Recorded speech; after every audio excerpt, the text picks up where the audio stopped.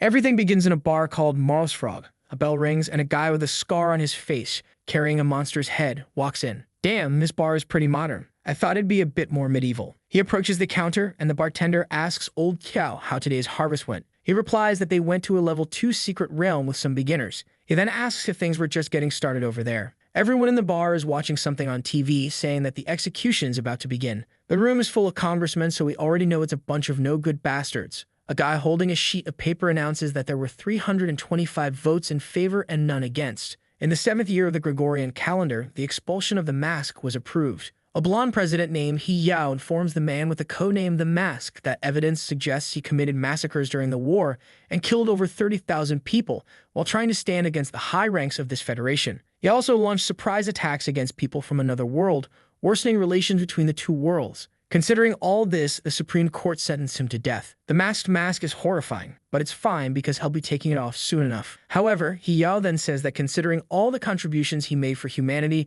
by driving out the invaders, Congress decided only to remove his positions as Supreme Leader of the Union and Supreme Commander. The only thing left for him would be the special title of Hero, and as someone who would carry the special title of Hero of the Union, if anything were to happen again, he would be required to join the military forces. The people in the bar are just watching. One guy comments that if it weren't for the mask stopping the creatures from the other world, Earth would have already fallen to calamities. However, the Walmart Gojo argues that he didn't make much of a difference, saying instead that it was the great hero President He Yao who commanded everything. The old man insists, saying that before the mask appeared, even the heroes had lost the will to fight. However, the boy in the red shirt insists that without the whole group, they wouldn't have defeated the demons. He says the mask is a crazy guy who even claimed people were being corrupted by some indescribable power. Clearly, he wanted to start a new revolution and drag this whole land back to those days of struggle. Either the mask was a lunatic or he was the kind of person who would rather see the entire world at war so he could command everyone. The old man says that things were way too complicated to try to sum up like that.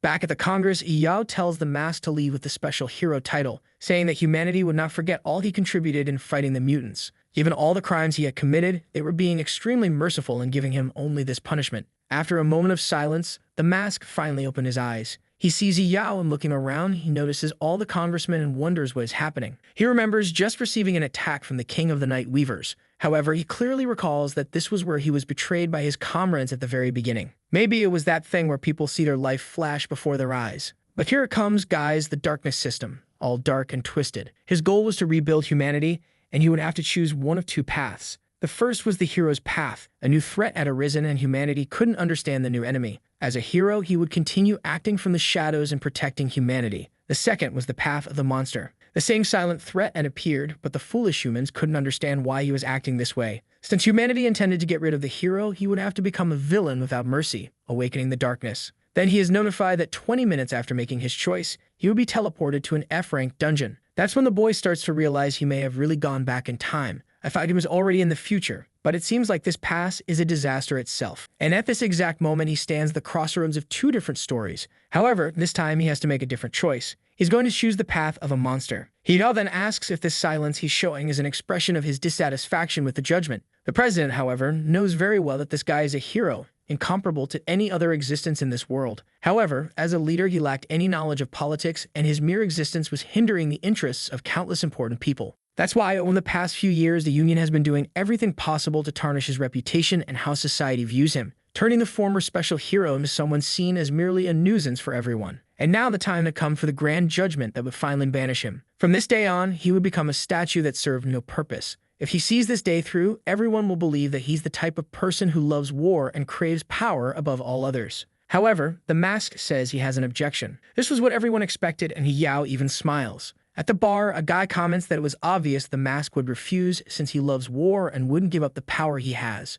Someone like him only got to where he is because hundreds of thousands of people sacrificed themselves for him, so he should just die. However, what the mask says is that he will abandon the title of special hero. Everyone in the bar is confused, and Yao bangs the table, asking what he just said. The mask repeats, saying he will no longer be a hero to this place. He's already tired of it. Hyo insists, asking if he's only doing this to show dissatisfaction with the Congress's decisions. But the hero says that's not the case. He is completely satisfied, and all he feels is tranquility. Angrily, Yao wonders why this damn guy won't accept the path of becoming a silent hero who supported humanity until the end. Refusing the title and responsibilities was a way of showing tyranny against the Union. He yells, saying the mask can't just walk away, and the mask asks if he has anything else to say. He now states that since he gave up the title of special hero, he also couldn't walk around with the power he possessed. A deep web Gojo asks what he's trying to say, and another guy replies that it's obvious. He wants the mask to give up all the power he has. The fool beside him questions why giving up the title became about giving up power too. The girl at the counter asks what the mask level is, and the guy next to her says he thinks it's level 13. Old Kiel confirms, saying that the mask is indeed level 13, which is 4 levels above the actual president himself. Even today, there was no one other than the mask who could handle a dungeon above level 10. And even in the future, he doubts anyone like that will appear. Back in the Congress, Yao says that the mask is only so strong because he received all the resources of that place. But he actually belongs to the sacrifices made by the people of the Union. He couldn't abandon this position that was given to him through the sweat, blood, and tears of all these people. If he wanted to leave that place in front of everyone's eyes, he would first have to give up all the power he possessed. The mask simply asks what kind of nonsense that is, and Yao and the others immediately look scared. But he just replies, "All right," raises his hand and says he will give up everything. An energy sphere starts forming and the whole place trembles. It keeps growing and the boy is about to launch a spirit bomb. Everyone is already slumped over the table, crying and sweating everywhere. Even Yao, who is just a few levels below, can't stay on his feet, saying that this was way too strong. Despite being a high-level hero, he had to use all this power just to avoid falling to his knees before him. And the mask says that if they want his power, he will return it. He shoots upward and a laser breaks through the top of the building toward the sky. Everyone in the city could see it. They all thought it was a supreme-level monster descending on the city again. Electricity swept through the city, and everyone fainted. Over time, the energy started dissipating. He realized it actually took at least 10 minutes for him to relinquish all that power. But even so, now it was perfect because he had become a common person. There was no longer any reason to fear that man. The mask, however, remains calm and heads toward the door. While Yao celebrates, telling him to leave, he finally takes off that horrible mask and throws it aside. The president warns that as soon as he leaves this place, his death will be imminent. But just as he reaches the door, the system's timer activates and he's teleported. The blonde fool wonders where he ended up, but we already knew that in 20 minutes he'd be sent to an F-rank dungeon, and he was taken right to the mother spider's nest. The scene shifts inside the dungeon, showing a portal. Someone crosses through it, catching everyone's attention. The man says it's his first time in a rank 3 dungeon with monsters between levels 1 and 2. The boss of this place was a level 3 queen spider, and everyone there, at least among them, was level 2, so it should be easy. However, they should be careful because he heard that the monsters here are spiders the size of humans. Finally, after 2 consecutive works without a single woman, a petite woman appears. The one on the left tells little Hexe not to be scared, to which she replies that she isn't afraid of this place. Meanwhile, a guy excitedly tells the captain that they need money, so let's go kill these monsters and get rich. One of them, however, says he'd rather be outside watching the mask's trial. The guy responds that they can check it out once they're done with the dungeon since it won't make any difference. The girl says that thanks to the mask's trial, few people were interested in the dungeons, which is why they're here today and will monopolize everything. The leader agrees, saying that's exactly why they're here, and now they need to stop fooling around and start. He tells everyone to give their best, so they finish quickly. But then someone else comes through the portal, and they turn, curious to see who it is. Who could it be? Little Exe is already intrigued, and look who it is, our emo dark boy makes an entrance. The others look confused, wondering who this crazy guy is who showed up without a single piece of equipment. The protagonist looks around, thinking it's been a while since he's seen a low-level dungeon. This brought back memories of the first time he awakened as a hunter. Recently, however, he'd only been hunting in what was known as infinite dungeons, places that were uninhabitable purgatories for humans or cosmic regions dominated by all kinds of creatures, and the monsters in those places looked more like indescribable demons. Now he had returned to level 1 after surrendering all his power, which is why the system sent him here. According to the Monster Path system, he was just getting started. He doesn't know where the Monster Path will take him, but in his past life, he'd proven to himself that it was impossible to save humanity through the hero's path, and now he was eager to become a creature that would shed neither blood nor tears. The leader then asks the boy if he's there to join the dungeon as well and questions where his weapon is. Our guy simply raises his fists, saying that this is his weapon. The leader chuckles, complimenting him, saying that if he's a martial artist, that's great because he won't even need to spend money on equipment. He then apologizes for the boldness, but asks what level he is. Given the lack of equipment, the leader wasn't kidding. He wonders if the guy came here wanting to die, being only level 1. However, our guy just raises his arm and says he's there to defeat the creatures. One of the guys laughs, saying that at level 1 and without equipment, he wouldn't even be able to beat the healer they have. The fool in the background suggests he'd be better off waiting outside for an easier dungeon to open. Our guy tells them not to worry as he won't cause any trouble. The leader says that if he's so eager to die, he won't forbid it, but he shouldn't expect anyone to save him if things go wrong. Before he can respond, the leader is already calling the group to order. Meanwhile, little Kase is just observing him intrigued. In the cave, the mage has plenty of fire to launch fireballs. Precisely, she blasts the creatures, proving she's a talented girl. Meanwhile, the archer with a fool's expression lands his shots, saving the captain at just the right moment. The captain, excited, praises the team's synergy as the spear wielder takes down another creature, while the captain slashes through another. Our protagonist just observes everything. I'm not sure if I should call her Xazinha or Little Xi. I think Little Xi is better. Right. She approaches, saying that Captain's song was a bit harsh with our guy. She tells him not to take it personally, explaining that the captain knows people like him had a high chance of dying, which is why he'd rather not have him around. She warns our guy that if he makes a single mistake, he'll end up dead. But the protagonist simply responds that today's weak hunters are much better than the ones from the past, all thanks to the blood and sweat shed by the heroes of old. The girl, impressed despite his youth, remarks that he speaks as if he were one of the Union's strong ones. But she agrees, saying that this is all thanks to the hero in the mask. The changes in hunter training that he taught everyone allowed teams to be better formed and weapons to be better chosen. That's why the number of people dying in low-level dungeons has dropped significantly. She apologizes for talking so much without introducing herself. She then says her name is Yang Sixi,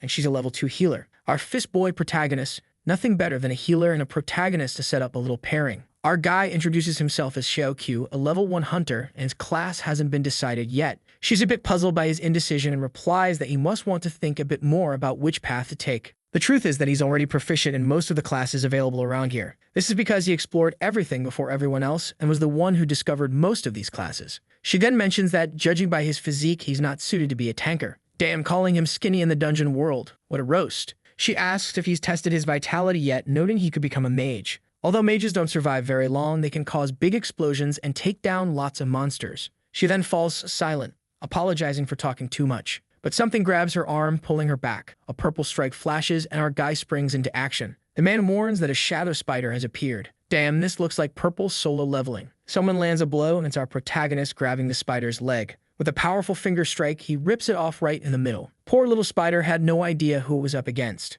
He uses the creature's leg to pin its head. Brutal. Right. The creature writhes in agony, its body twisting as it collapses to the ground. Little Kexei clings to him from behind. Relax, girl, he's already saved you. The rest of the party is now in shock, and the leader wonders if the martial artist class is really this strong. One of them, however, points out that he's seen hundreds of martial artists, and none of them were on this level. Clearly, this guy knew the spider's weakest joint and used minimal force to grab its leg. This guy had a perfect understanding of the anatomy of these monsters and used pure skill to defeat a creature of a higher level. Our guy then asks Little Xei how long she plans to keep holding on. She doesn't let go, and he jokes that he's being strangled to death. A bit of an exaggeration, don't you think? She steps back, flustered, and retreats. Xiao Q then gains experience in the system, seeing that nothing changed after choosing the monster path. He doesn't have to worry about ranks, nor does he need to worry about certain restrictions. He just needs to kill monsters, which is why in his past life he managed to reach such a high level. And with all the knowledge he already possesses, he'll evolve even faster this time. Song then apologizes, saying the boy truly seems special and that he misjudged him. He approaches, thanks him for saving Sixi,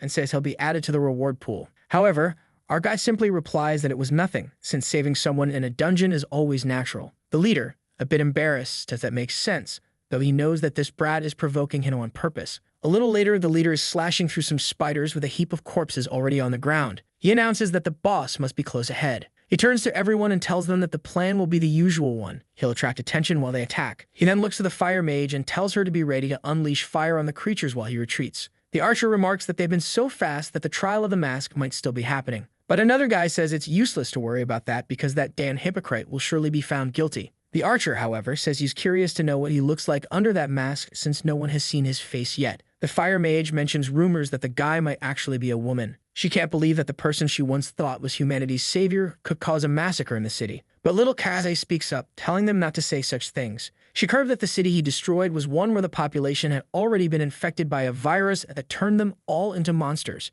She's certain that the mask only did it because it was the only option. The guy with the spear scoffs, saying she's still defending him. She must be one of those crazy online fans. The leader tells them to cut the chatter and focus on the boss, saying they're embarrassing themselves in front of the boy by talking about such things here. He heads toward the door, saying it's time to end this once and for all. Now, in a part of the dungeon filled with spider webs, the spear guy comments that the atmosphere truly feels like the end of this place. The archer is eager for the treasure, while the mage wants to dissect the boss. Something stirs, and they all freeze in fright. The red spider boss appears. The leader quickly announces he'll grab its attention while everyone else attacks. The creature lunges and he trades a few blows with it. Then the archer sneaks up from behind and lands a series of headshots. Xiao Fu dodges effortlessly, realizing that creatures at this level really have no intelligence whatsoever. He prepares a punch, remarking that all they need to do is coordinate properly. He lands a hit on the spider's leg, noting that handling it is actually going to be very easy. The mage is busy with her fire, burning the poor spider, while little Xi is casting her healing spell as the spider tries to resist. But after a little while, the spider collapses to the ground and the leader praises everyone for their teamwork. Now it's just a matter of dividing up the rewards from this level 3 dungeon and making sure to remember our guy. However, Xiao Hu finds it odd since the system had mentioned it would be an F-ranked dungeon. Something feels strange, and the guy with the spear mentions that, worse yet,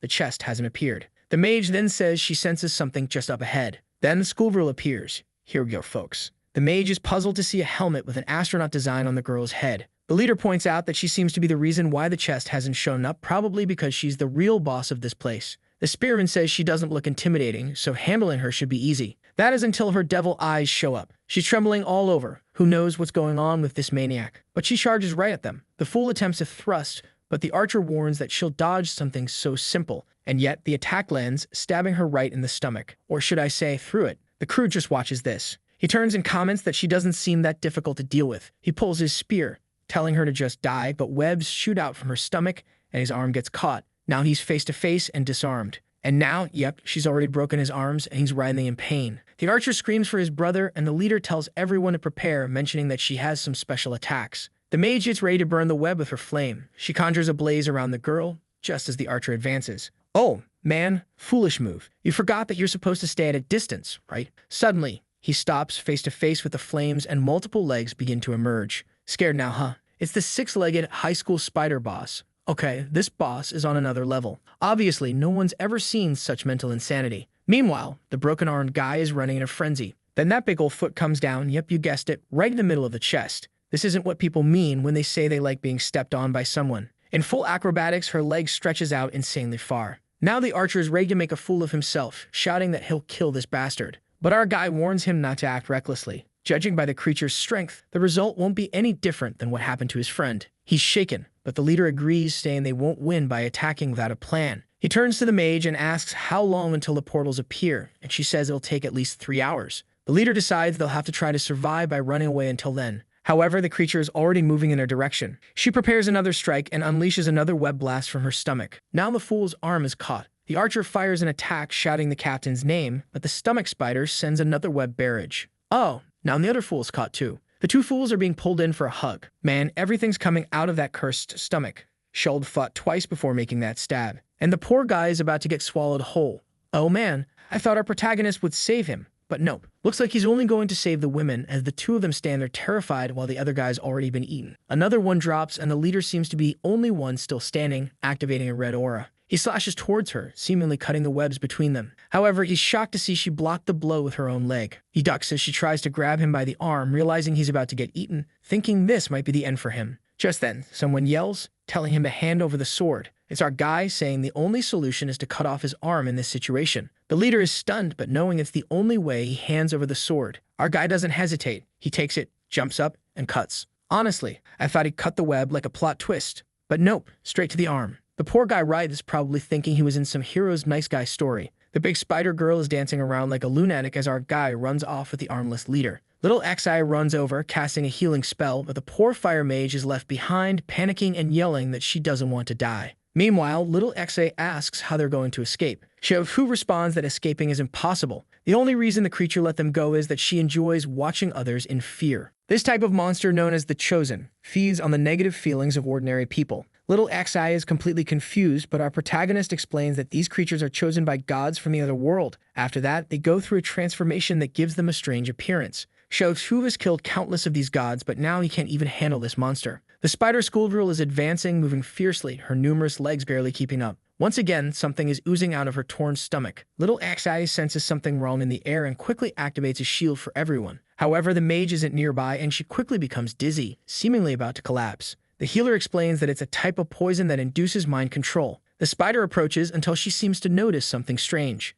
She looks confused, as if wondering why he hasn't become food yet. Naturally, it's our guide, who states that although he has lost his strength, he hasn't lost his mental fortitude, adding that her control over him is still too weak. And at that exact moment, she is in trouble. His transformation into a monster has begun. He steps forward, saying he should thank her. If it weren't for her endangering everyone's lives there, he wouldn't have wanted to fight seriously. And as a mere chosen, she should feel proud to be the first to witness this form of his. This guy at level 1 already looks like a level 99 boss. The poor spider tries to use her power, but girl, I think you're about to get thrashed. He takes a stance like Usain Bolt at the starting line, prepares himself, and explodes toward her. She stands there, shocked, attempting to lift her legs, but before she can react, she's slashed. She glances to the side and sees him holding one of her legs. Honestly, it's what she has the most of, so maybe he didn't need to rip one off, but oh well. She's clearly not okay with this, though, especially given the amount of blood pouring out. The protagonist remarks that despite its length, it's still a good leg. This guy doesn't hold back. The spider, however, sends a web net in his direction. It's the first time he's seen a web shatter the ground. Over his shoulder, someone asks if that's all she's got. It's our Usain Bolt leg collector, who says she's merely a level 4 chosen. She has potential to grow, but unfortunately, he won't let that happen. He goes in for another charge. A barrage of slashes rains down on her, and soon he appears behind her. The guy's considerate, at least he left her one leg to keep her from collapsing to the ground. He releases the remaining scraps and states it's time to end this quickly. Now she's trembling. Using her last leg, she tries to run away. Poor thing, right? But he's already upon her, landing another cut. Now she's lying on the ground, resembling a chopped-up octopus. She's desperately trying to crawl away, but the monster appears in front of her. The protagonist tells her she never imagined her end would come so quickly. He raises his foot and lands a strike on her head. With that, the dungeon is complete, and as a reward, he gains a demon spider leg. Outside the city, our dear little Xi is saying that it's been 2 hours since she was teleported out of the dungeon, and everything that happened there still feels like a dream. As soon as she regained consciousness, she was outside, and the captain was taken to the hospital due to his injuries.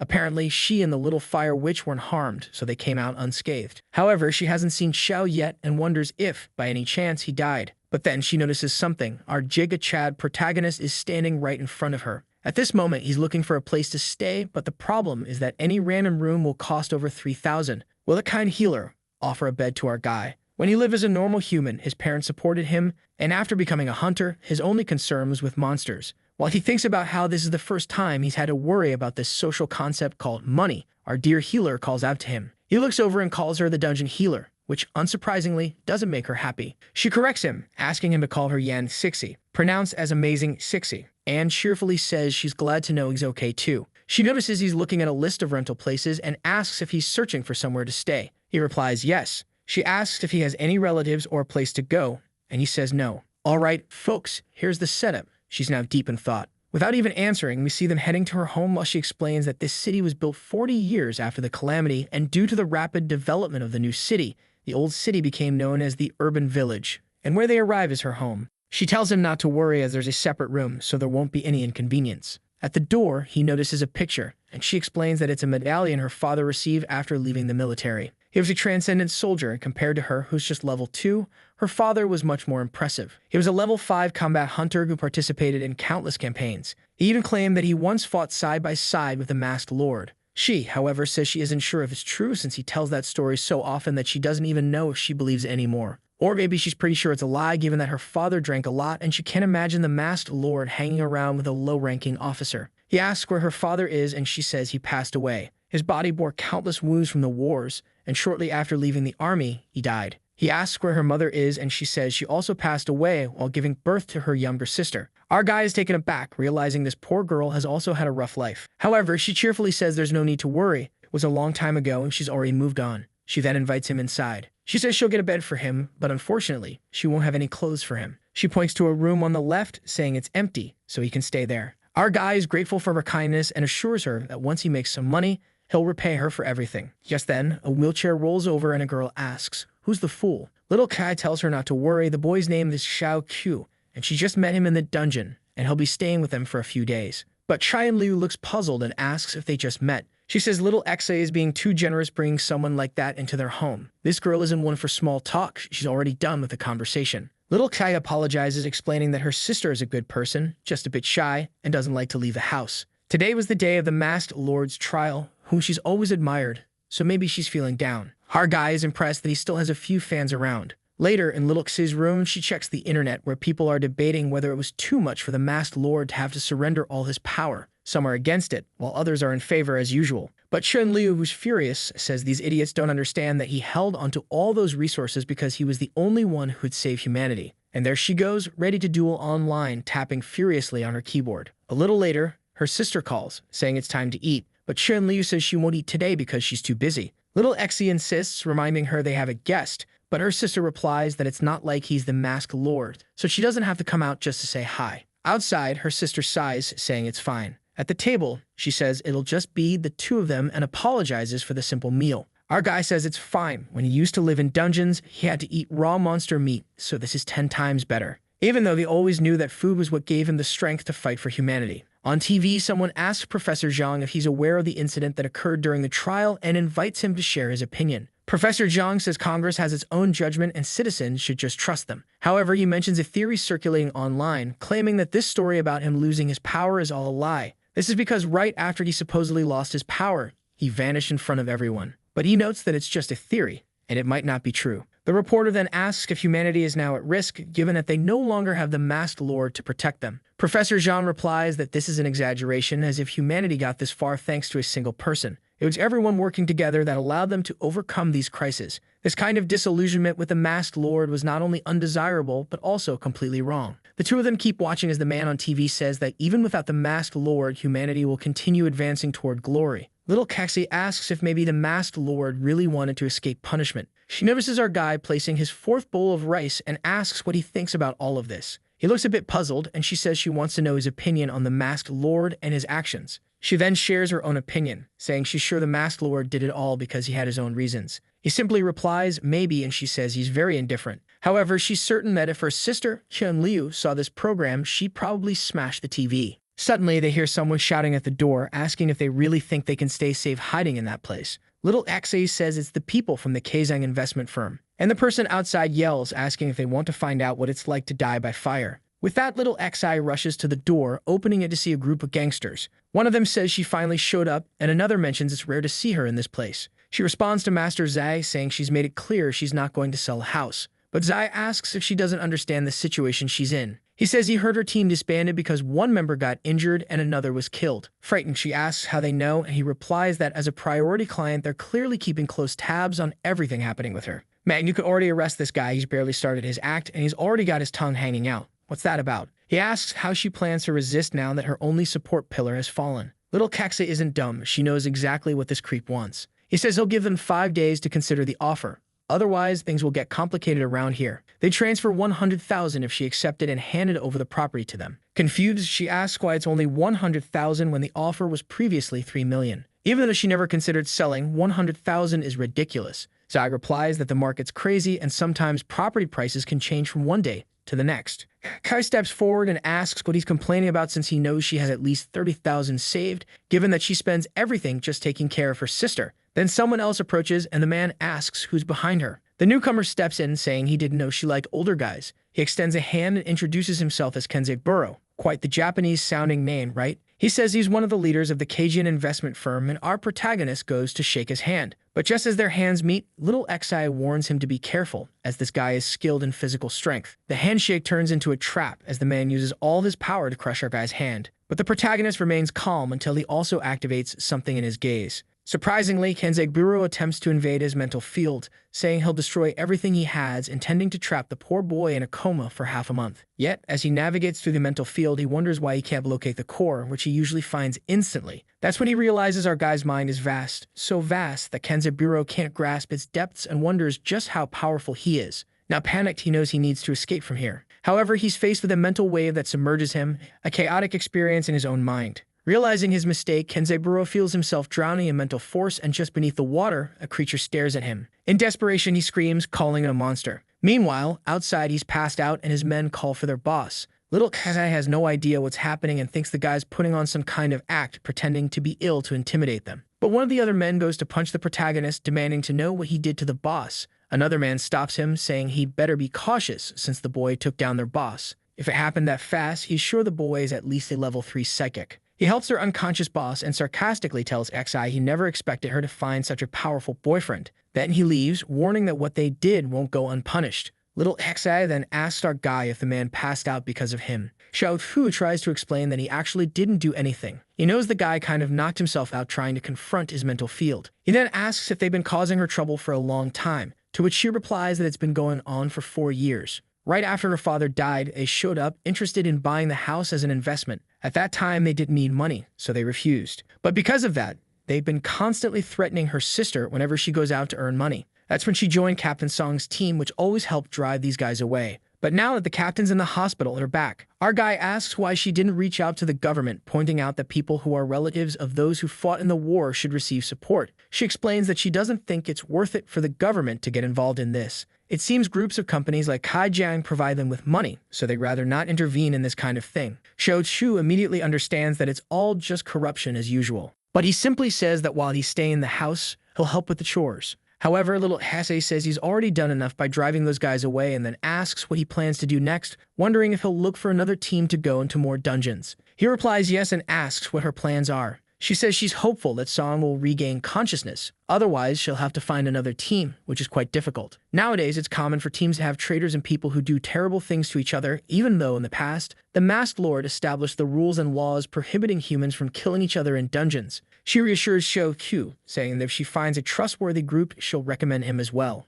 Our guy thanks her, though he knows very well that now that he's become a monster, being in a team with many people isn't ideal. Whether now or in the future, the path of a monster will always be solitary. Just then, a system notification appears. He receives a quest directing him to the Corridor of the Night, a level 4 dungeon that, according to the system, isn't too difficult, though it requires him to go alone. No need to hesitate. He's already stepping through the portal and entering the dungeon. The overpowered system has a teleportation feature prepared within it. As soon as he enters, he recognizes the European architecture. Quite cultured, isn't he? He looks around and sees a bunch of gargoyles, which clearly don't look very friendly. He seems to recognize them and thinks it's wild to have to face these right off the bat. The gargoyles start moving, open their eyes, and let out a roar. They're level 3 creatures, but our guy doesn't seem that intimidated. The issue with these monsters is that they have tough skin, plenty of muscle, and are even resistant to magic. Facing this type of creature alone was always a problem. If the Luxi's team were here, the poor guy would be defeated once again. The gargoyles lunge at him, but he grabs each by the neck as he begins his transformation. It was unfortunate for these gargoyles to have run into him. Time passes, and he's now in the corridor of a giant cathedral. There's another dozen gargoyles.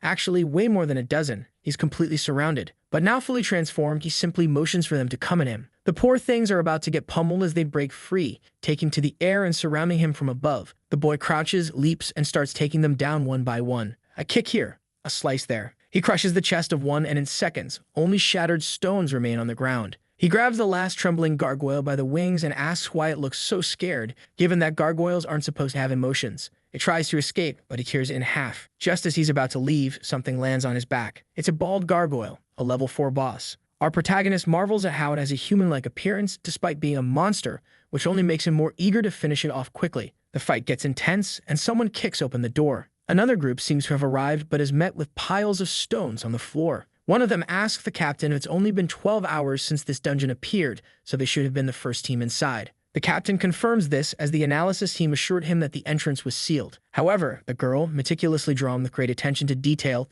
tells the captain that someone exceptional passed through here before them. You could tell by the fragments of monsters that someone had been slicing them in half, which is odd since this type of monster should be defeated with impact weapons to shatter them. But someone seemed to have sliced through these creatures. Shocked, the captain asks if the person did this with just their hands. Then one of the men, visibly shaken, tells the captain to take a look. Impaled on one of the pillars is the defeated boss. The scene then shifts to the inspection agency in Dahar City. Someone slams a document onto the table and asks why nothing has been fixed after such a major oversight. It's a bearded man who states that the last 7 teams entering the dungeons haven't found a single living monster. This clearly shows they're failing at their job as someone is clearing out everything without even registering. One man, however, asks if that isn't a good thing, since someone was going to clear out these dungeons eventually. But the chief bangs his fist on the table, saying that this is clearly illegal conduct and they need to put an end to it. First, it's risky to let one person hoard all the resources, and on top of that, this individual could set traps for other teams entering alone. He says that this younger generation has never experienced the barbaric times when people used to kill each other in dungeons. That's why this agency was created, to prevent lives from being lost in such a ridiculous manner. He then instructs them to continue investigating, mentioning the level 4 gargoyle dungeon that seemed to have been cleared by a single person. Given the destruction left behind, the person should be at least level 4 or 5. One of the women asks why they're so sure it was just one person and not a team. The man explains that if it were a team, the injuries and corpses would be varied, showing the types of weapons each member used. But the evidence indicates that all creatures were killed using sheer brute force. He then mentions they have a plan to track down this person. He instructs everyone to keep an eye on stores and businesses selling items found in these 7 dungeons. The scene shifts to the Hunter's trading market. A merchant hands over money and tells the guy to let him know if he needs anything else. Xiao Fu takes the money, knowing he probably sold it cheap again, judging by the merchant's reaction. But it's not like he has much use for these things anyway. His main focus is to keep completing system missions and growing stronger. At least with this money, he can pay for his stay at Chixie's house. Then he hears someone say that 3,200 is too low. It's Stixie, explaining that although this sword may look old, it's been used to slay countless monsters. The shopkeeper, however, responds that it's precisely for that reason it's worthless, as it's full of flaws. In his view, the item is only worth a bit of the metal it contains, which is why he's offering so little. Poor Xixi looks devastated, realizing her father's sword is being treated as junk. The shopkeeper then says he feels sorry for her and will pay 3,500 so she can stop crying. Staring at the sword, she apologizes, saying she unfortunately has to sell it to pay for the annual hospital bills. But the shopkeeper is quite the sly one. He knows very well that the material used in that sword is extremely valuable, something that can only be found in a few rare dungeons, and he's going to make a fortune once he buys it from her. He tells her to sell it quickly because after today he won't pay 3,500. Then someone steps in, asking them to wait a second. It's our guy, and she asks if he's here to sell something, but he says they'll discuss that later. He takes a look at the sword, and the system immediately gives him a description of the equipment, stating that although it looks like an old sword, it contains rare materials. He says he's interested in the sword, which confuses her a bit. However, the shopkeeper yells, saying that he and the girl had already reached an agreement, so it's very rude for him to interfere. But our guy pulls out a pouch from his pocket and asks if it's enough. The shopkeeper, slightly flustered, says this is madness. A little later, they're sitting on a bench and she stands up, saying she wants to give him the money back because she can't keep more than 1,500. He had saved her countless times already, so this was too much for her. He tells her not to worry as she's already given him a place to stay, and this is just rent money. She insists that this is far more than typical rent, and it doesn't make sense for him to pay so much. However, Xiao Qiu explains that the sword is much more valuable than it seems. She says the sword is as mysterious as he is, wanting to figure out so much about him. She says she doesn't understand how he escaped from the spider dungeon before everyone else,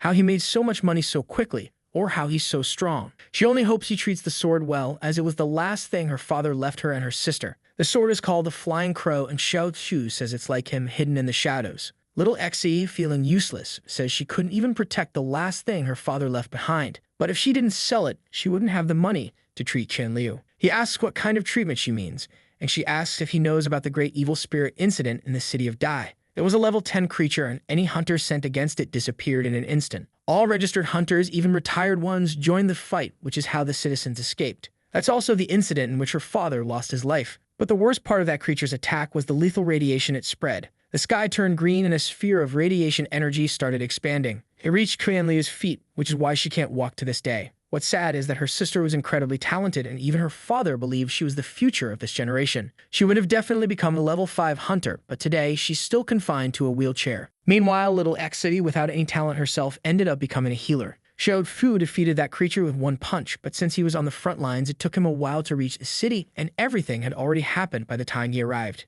This is one of the few reasons he despises these monsters so much. He then comments that he remembers the government approving funds to be given to people affected by this incident. She looks confused, saying she's never heard of anything like that. She thanks him, saying that being able to share these things with him makes her feel a bit more relieved. She's eager to show off her cooking skills. They pass by some men in suits who wonder if they'll really find the dungeon bandit in this area. One of them replies that if the dungeon guy wanted to make money, they'll eventually find out where he's been selling his goods. It's finally time to figure out who this bandit is. Back at the house, her sister is furious, ready to unleash another keyboard battle against those jerks bad-mouthing the masked lord. Someone knocks on the door and she finds it strange, thinking it doesn't seem like her sister or the guy staying with them. She gets nervous, imagining it might be people from the Kaijiang investment firm. The men are nearly breaking down the door and the poor girl is terrified. She grabs a little wooden sword nearby, hoping to defend herself. Honestly, girl, it might be better if you just turn that wheelchair around and roll away. One of the men kicks down the door, saying he knew someone was home. He looks around, puzzled to see a kid in a wheelchair, and mocks her for thinking that toy would accomplish anything. But the girl charges forward,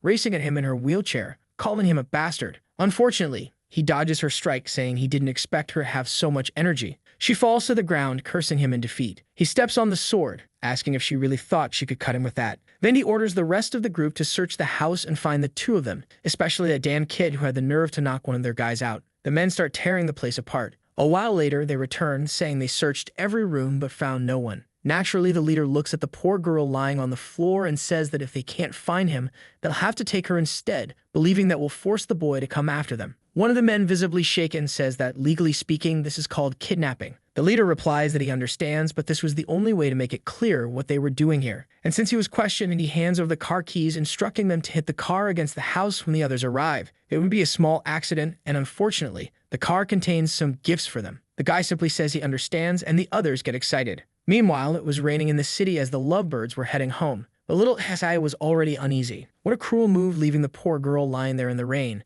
They might as well have kidnapped her, honestly. She's there vowing to take down those scoundrels. Just then, little Xi runs over, calling for her sister. She lifts her up, explaining that the Kaijiang investment firm did this right after they left. She asks our protagonist to take her sister inside while she cleans up the garden. But as he turns around, he hears a noise behind him. When he looks, a guy has crashed a garbage truck right into the wall, dumping trash all over their house. Poor little Xi ends up covered in garbage. The man apologizes, saying it was just a little accident. It was just a shame it was raining, as the trash would probably get everywhere in their home. He starts to drive away, saying, "Remember, always think of Kaijiang." Her sister is furious, but the protagonist tells her to wait. If she were to go talk to her sister now, it would only make her feel worse. Soaked in garbage, the poor girl walks back, passing them as they stand in the rain, not knowing what to do. Meanwhile, Ken and Liu asks why things like this keep happening to them. She turns to our protagonist, asking if there's no justice in the world. He simply replies that there has never been justice and probably never will be. She asks why those with power don't try to create a better world for everyone,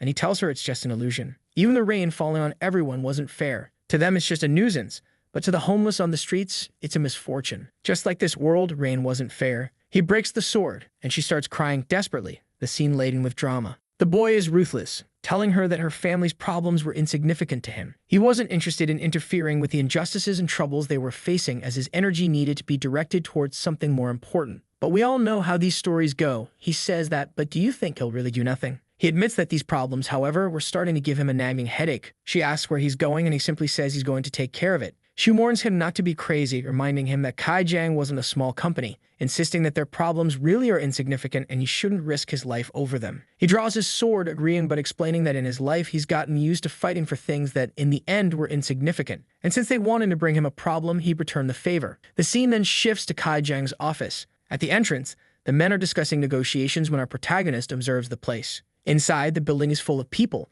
until one of them starts to notice something odd. Our protagonist appears at the entrance, sword in hand. One of them laughs, thinking they found another troublemaker. They approach the boy, asking if he knows where he is and telling him to put away his sword. But before they can finish speaking, he's already moved past them. He smiles, and one of them suddenly has an X slashed across his entire body. Wow, the guys are left like chopped potatoes, my friend. The system grants him a quest titled The Blood Sacrifice. The Flying Crow's sword wants to be fed with blood, and he has to eliminate all hostile enemies. And by doing so, he will evolve. He scans the room, and more people come through a doorway. He's quickly surrounded, and the men warn each other to be careful, knowing they can't take this lightly. 4 men jump toward him, but he dodges the first easily, blocks the second's attack, and sends 2 heads flying. Another man appears behind him, but he simply glances back, and the poor guy starts trembling. Poor choice, as he loses an arm a second later. He gets hit in the ribs, something even a butchered pig wouldn't endure. One of them shouts that they found an opening as the sword was stuck, leaping to grab him from behind. But our guy just lets go of the sword and punches him in the stomach. The guy wonders how someone so skilled with a sword has a punch stronger than a tank. Another body hits the ground, and the rest flee in terror. In one of the rooms, someone is celebrating,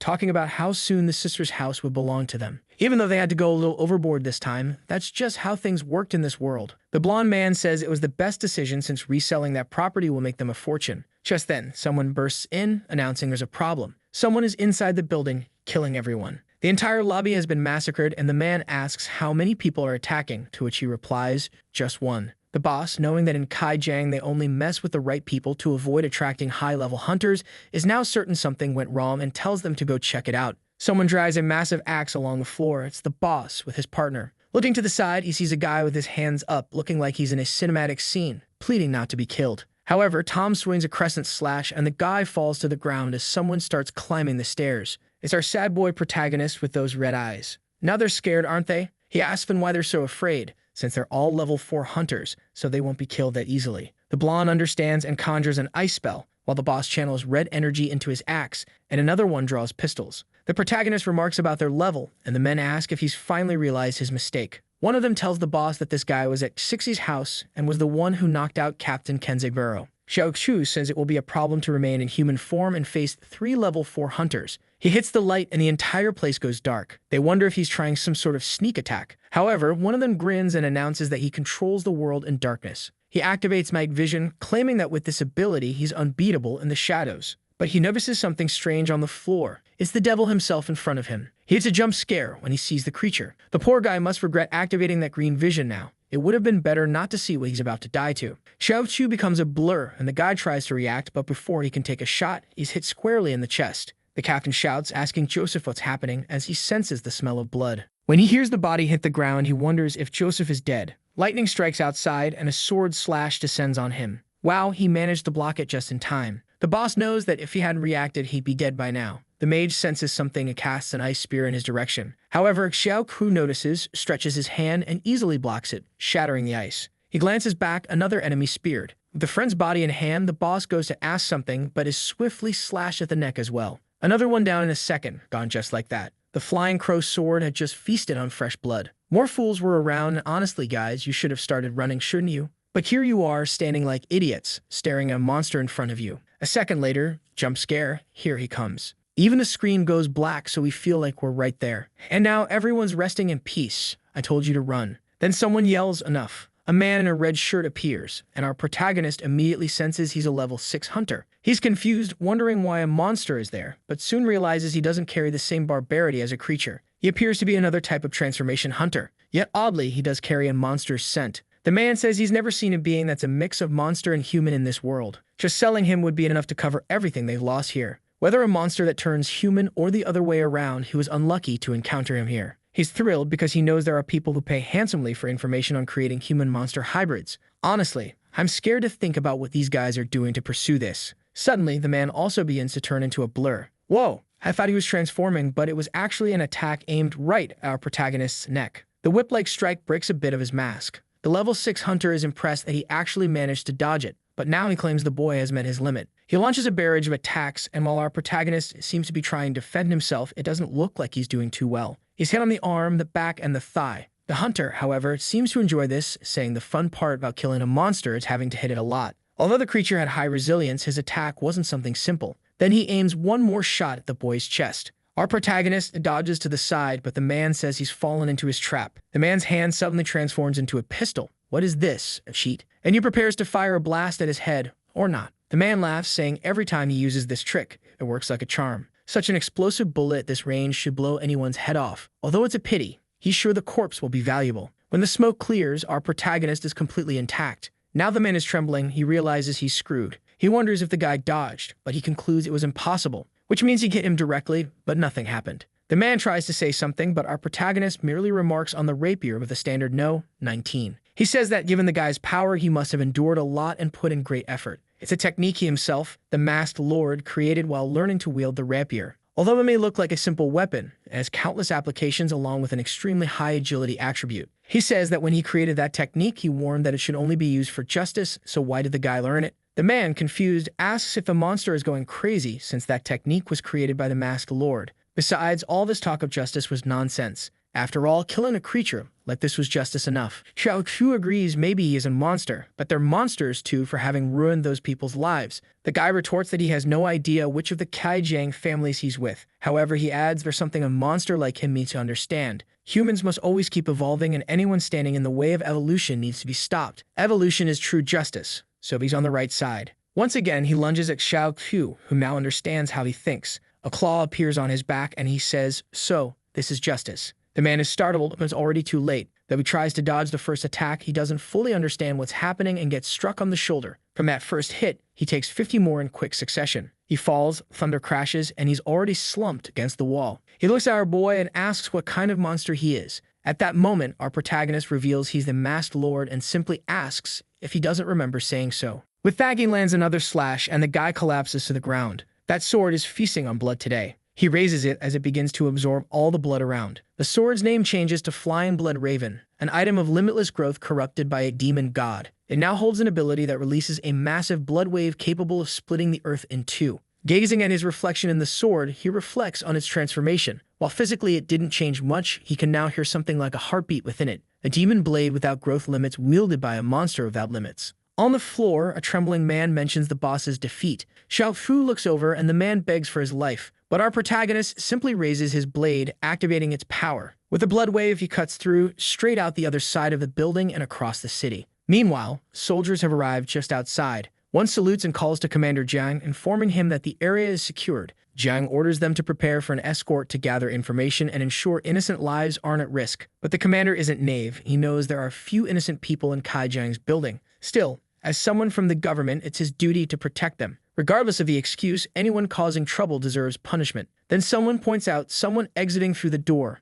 Our protagonist steps out, drenched in blood, looking upwards. Back with little said. She asks him what he was thinking, going in alone with the sword. She grabs an umbrella and rushes out while her sister asks for reassurance. But just as she steps outside, a man appears, introducing himself as part of the city defense squad and asks if she's Yan Sixi. She confirms and he tells her she needs to assist with an investigation. He shows her a picture of our protagonist and asks if she recognizes him. Upon seeing it's Xiao Qiu, she panics, asking if he's still alive. The soldier replies that he's more than alive, actually. The scene shifts to the city defense squad's private prison. The fool who forgot the building had a back door is now locked up like an idiot. Captain Jiang questions him, asking who he is and where he came from. One of the men reports that he confessed to everything that happened at Kai Jiang's building, but all they know about him is his full name, Xiao Qiu, and he has no birth record, no house purchase history, no family background, no documents, nothing. The only thing they found is that he's connected to a woman named Yan Sixi. Plus, the monitoring team had been searching for a so-called dungeon bandit, and this guy fit the description perfectly. The captain says it's all very mysterious and asks about this Stinxie's identity. The investigator explains that her father was a level 5 hunter who served in the military.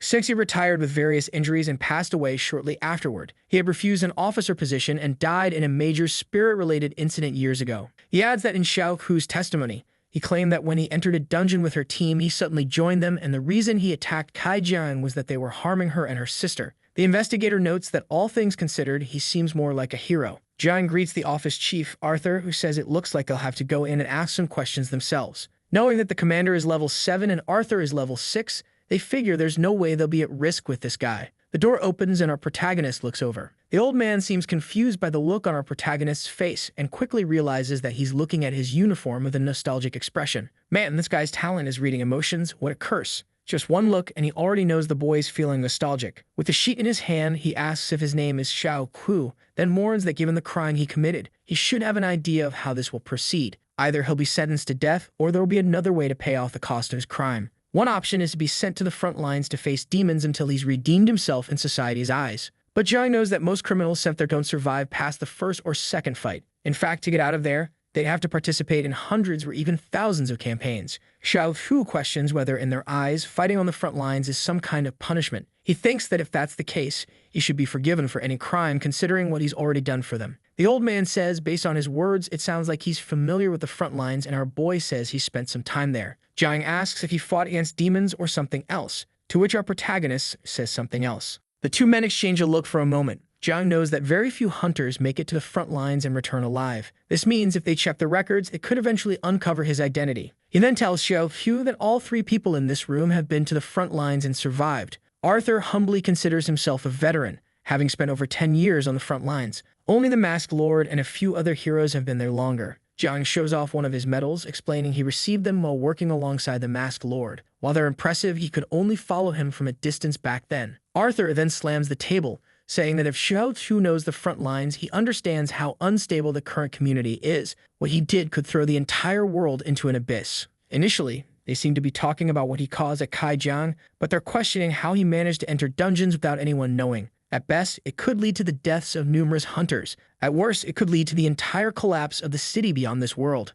Xiao Fu stays silent as the two watch him. Jiang warns that as much as he wants to maintain this mysterious aura, resisting the government is completely futile. He stands up and says, for his own future's sake, it's best to tell the truth now, because if he goes to the federal capital, people there won't be as kind. With that, the two leave, but our protagonist doesn't seem too eager to return to that place. However, it seems he won't be able to avoid it. A new mission has appeared, the Great Resurrection of the Malevolent Spirit. The lengthy system text explains that remnants of the first spirit linger in some people's bodies, and it's about to resurrect. He has 72 hours to prepare, and the reward is to receive the malevolent spirit's core. He knows this creature is a disaster-level demon. The The most advanced of these creatures reach level 13, while most are around level 7 or 8. Of course, he knew this creature would show up without the system's warning. This is a monster that, as long as a single molecule of it continues to exist, will eventually resurrect. In the end, it was always him who had to rush back from the front lines to save everyone. No matter how fast he arrived, the media always criticized him. Everyone complained, wanting to know why he took so long and why he wasn't punished for it. Some argue that if the spirit returned, it was because he didn't handle it properly the first time.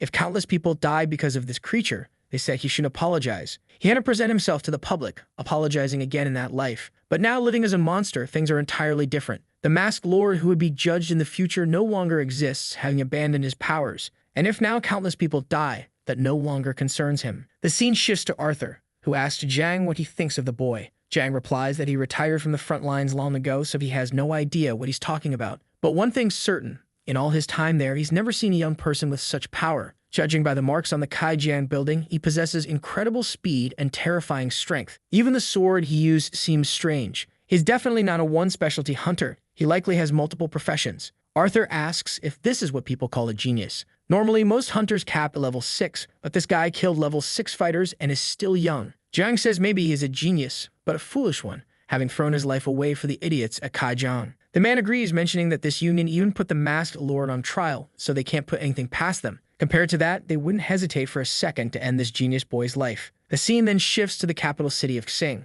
Due to humanity's struggle, they managed to recover from the Age of Darkness. However, while some cities still live in the 20th century, others have already advanced into the 21st. The city of Xing is known as the science of the future. Indeed, officials comment that it's extremely violent for someone to have killed so many people like that. Such a brutal killer must still think he lives in a barbaric age. Returning to President Yao from earlier, he notes that the boy has some talent. However, others pound the table, arguing that talent doesn't matter if he acts like this. If they don't punish someone who behaves this way, what will the public think? They must make this public and deliver justice for all the victims. One person is fuming because he used to make a fortune from Kaijiang's existence. He now agrees, saying the best option would be to send this criminal to the front lines. The man appears dissatisfied and asks why a public punishment isn't being considered. The people funding him won't be pleased if this man isn't held accountable for what happened. However, Yao calmly tells him to stay quiet as there's something more important to discuss. He wants to know why, to this day, no one has found any information on the masked lord. The room falls silent. The blonde-haired man remarks that for a person to vanish without a trace is impossible. He must be somewhere on this earth, and they must find him as quickly as possible. The lack of information leaves them all worried that they may someday be ambushed by the masked lord. The team urged the boss to calm down, saying that the mask no longer had any power and wouldn't be able to do anything. However, Yao, despite being a villain, wasn't stupid and said that if he appeared, it meant he had some kind of plan. Another member replied that even if he had a plan, he had given up so much power that he couldn't really do anything now. For him to seek revenge, he would need a lot of people by his side at this point. Alone as he was, they were immune to anything he might try. Yao closed his eyes and said that this only meant he would eventually become a danger to their future. Yao knew that now, as the president, there was no one above him, and the only threat would be anyone who could take him out of this position. One of the issues, however, was that to gain the support of everyone, he had to give up various perks and benefits to those council members. He then addressed the group once more, saying that for everyone's safety, they would need to fully control the mask. Another guy then said he understood and that it was time to discuss something more important at the moment. The demonic front lines were weakening and the number of creatures had increased by 32% in the last month. He now asked if, without that damned mask, things had really gotten worse this quickly. A trembling man replied that, unfortunately, yes. He asked if, perhaps, they had gone too far in the way they dealt with the mask. After all, even though he carried the title of Savior of Humanity, he never interfered much and wasn't a big problem. But Yao, already angered, asked if he was questioning this group's decision. Immediately, the fool backed off, saying he would never dare to do something like that. While the president shouted, he questioned why this place couldn't survive without that damned mask. He commented about the city having some elite warriors and ordered that they be sent to the front lines immediately. However, one man said he didn't recommend it, as if a disaster-level creature suddenly appeared, there would be no one to protect those places. But another man smiled and asked if his real interest wasn't actually in the profits the defense squad brought. The equipment they used was supplied by this man's family, which meant that if the army disappeared, they would lose a lot of money. The man shouted, saying it was slander. However, Yao slammed the table. He announced that it was decided and the defense squad would be deployed. And looking over Xiao Ku's file, he said this person was perfect to be made an example of. The scene then shifted to the defense squad office in Da City. Someone was speaking with the two sisters, saying that since they were involved in the investigation, they could return home.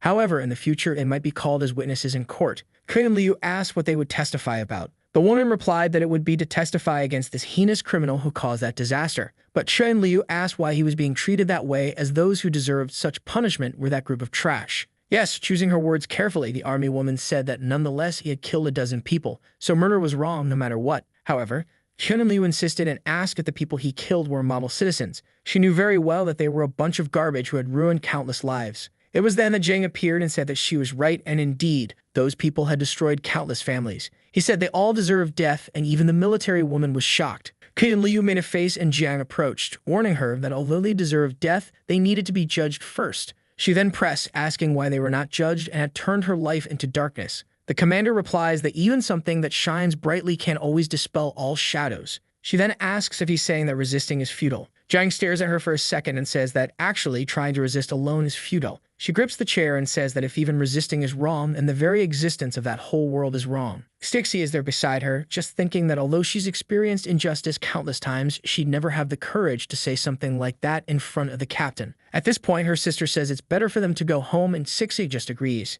As soon as they leave, the commander says that if only that girl could walk. The woman beside him asks why he's saying something like that. He responds that the hatred and sense of injustice she feels are the source and strength of many people. If you could measure emotions by strength, she would surely have a very high level. If only in the past he could have carried so much rage like that too. The army woman is a bit confused by the commander's interest in the girl. She thinks that sitting in a wheelchair, that rage wouldn't serve any purpose. Little Cassie tells her sister to rest while she tidies up the garden, thinking about how they would help Xiao Hu. Her sister stays silent for a second, then seems determined. She stands on the chair and begins saying to herself that if there are places in this world where light doesn't reach, she would become the light that shines on those places. Her leg starts trembling and suddenly she begins to walk. What's this, girl? All right then. Already standing and shaking, but standing nonetheless. Her sister was about to go back to say she'd forgotten something, and then she's startled to see Chuan Liu standing in front of her. Chuan Liu stretches out her hand and tells her sister to run away. Man, here comes something dark. Could she be about to become the city's demon? Meanwhile, at the defense squad in the city, everyone is angry about being sent to the front lines. Jiang shows up to talk to everyone, but that's when he feels something strange. He goes up to the window and says there's no mistake because he recognizes that energy. It was the presence of an evil spirit. Alarmed, the officers say something like that is impossible. However, Jiang just punches the glass and calls for a military emergency, throwing himself out of the building, saying he'd take responsibility for any mistake in this operation. Meanwhile, in another part of the city, a woman makes an announcement beginning to explain Xiao Hu's case, when a poor citizen looks at a flower and says that apparently spring has arrived. Maybe it was because of the warmth, but this year there seem to be more flowers than usual. However, when the wind blows, something is clearly being carried away. The guy is a bit confused, and then we see a giant bee. When it lands on the flower, some petals start to grow on its legs, wings, and even its eye. With that, the bee itself seems to turn into another flower on the flower. The city was calm, everyone relaxed. A friend places a hand on his shoulder and says it's time to go. But the guy is obviously already turning around with something sprouting from his eye. Wow, this one has gone full florist.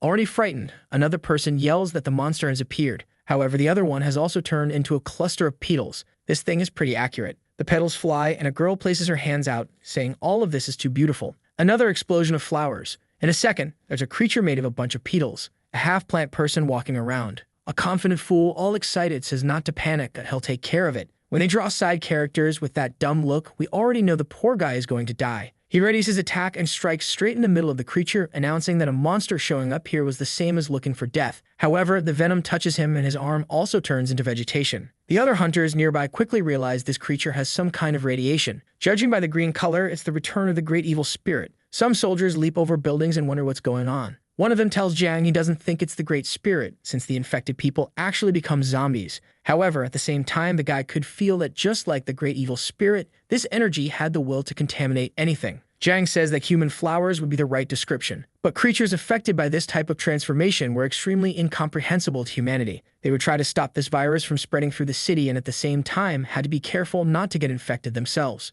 With that, each one heads off in a different direction. Meanwhile, people are running everywhere, saying the monsters were eating people. Jiang appears and tells everyone to get down. Man, am I the only one who just now noticed that the old guy's missing an arm. He starts gathering some fire energy in his mouth and launches a dragon toward the creatures. The people duck and the power sweeps through the city. Upon seeing the burned plants, people think they are safe. However, the ash touches someone's face and yet another person turns into a plant. The old man is shocked to see that even the ashes were creating infections. Man, this dangerous virus was already taking over half the city. How are they going to stop something like that? Someone called a mask because the buildings are all getting taken over. A guy says that this was a verdant hell. A barrier is protecting some people, and the captain warns everyone not to shoot the creatures. The priority is to evacuate this area since even a single ash particle could infect a human. The guy then asks Jiang what's going on, and Jiang replies that as he can see, a disaster has begun. The bearded man says that without a doubt it's the presence of a great evil spirit and asks how it's returned. Jiang explains that there are few, but some creatures possess immortality. Even if it seems like they're eradicated by humans, the remaining ashes can rebuild the monster.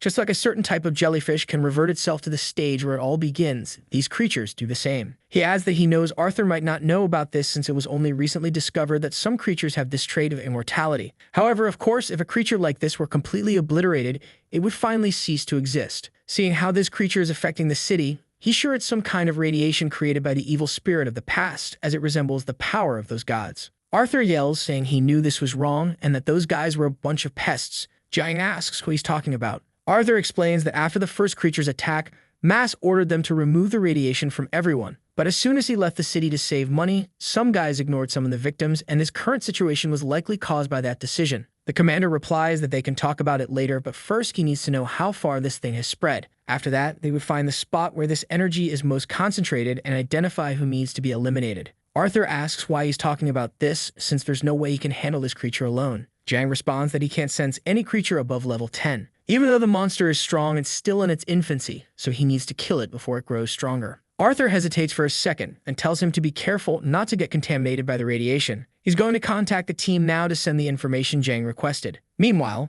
in the city of the wealthy, people are notified that to strengthen the defense line, they will send protection from this area. People hear the news on the train, and a woman receives another alert. It's an emergency announcement about the disaster-level monster that appeared in the city. The area is already completely overtaken. People start seeing posts about Dahai City and say it looks like the end of the world. Some are asking for Mask to appear and save everyone once again, but others comment that he's already given up all his power. People post some pictures, and everyone wants to know why those creatures seem somewhat human, until someone interjects and says they don't just seem human, they are humans who are contaminated. The city's commander heads toward the creature, but he's still alone. The blonde news anchor announces that according to the analysis, the creature is still at level 7. The commander is also level 7, but he's defeated even level 8 creatures before. Then she points to the TV, which shows the entire city overtaken by plants. In one of the images, the commander runs from the vines. People are excited to see how agile he is and that the creatures can't catch him. Suddenly, he stops and people ask if he found something. He looks up and asks if it's her. Obviously, folks, it's Qian Liu with her entire body covered in plants. The commander asks what she's doing and if she created this stage to be worshipped by people. He comments about some creatures intentionally mimicking aspects of human religion. The commander yells at him to focus, saying that despite the creature's appearance as a woman, it's a threat to humanity. He replies that he understands and tells Qian Liu he didn't expect her to turn into something like this in just a few hours. She responds by asking if he regrets it now. He says yes, and electricity starts coursing through the vines. He says he regrets not killing her while she was still in a wheelchair. Well, that's harsh, though not exactly fair. He jumps toward her, striking her head and tearing a piece off. Obviously, with these guys grinning like fools, thinking everything went right, clearly nothing actually went right. Jiang looks to the side and already knows the attack had no effect at all. Her head begins to regenerate. She looks back, telling him that it's all useless. She smiles in his direction, unsettling him with such rapid regeneration. Meanwhile, the guys in the helicopter wonder how they're supposed to defeat a creature like this. The commander, however, doesn't lose hope and says he'll finish her off once and for all. He unleashes a barrage of punches and her body is pierced through. But in the next second, she regenerates again.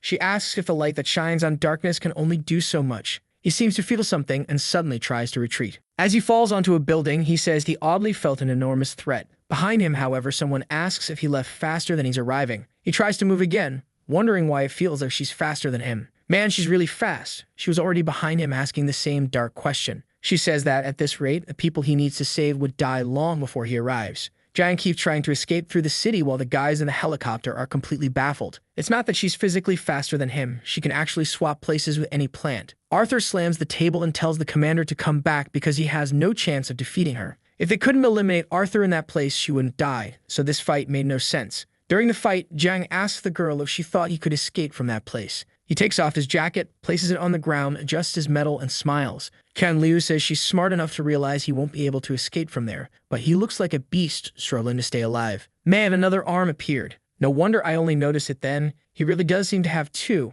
I think. An energy field appears around Jiang's body as he says that, in fact, this is his second reincarnation. The light rises into the sky, and the boy looks like something out of Dragon Ball. The The guys in the helicopter say that pulling so much energy into his body could kill him. Arthur says he's not trying to spin his own life, but to reach a new level by sacrificing everything he has. He yells, asking if the commander is crazy, but the communicator breaks. King Liu praises his courage for maximizing his power this way, but now every cell of his is pushed to the limit and he'll certainly pay a high price for it. She smiles and asks if she's wrong. Jiang doesn't answer and leaps toward her. King Liu thinks it's pointless and she can instantly disappear. However, he reaches her in half a second and tears half her body away. She's startled to see that he's faster than even her own thoughts. The captain is in immense pain, and that single attack is tearing his body apart from the inside. But the guys are celebrating, saying he's too strong and will manage to kill the monster. However, Arthur knows that the creature wasn't actually hit. The energy fluctuations hadn't disappeared but were only increasing. It was now clear that Commander Jiang stood no chance against that creature. A guy with glasses asks if he's sure. Arthur mentions the giant from a Greek legend named Antaeus,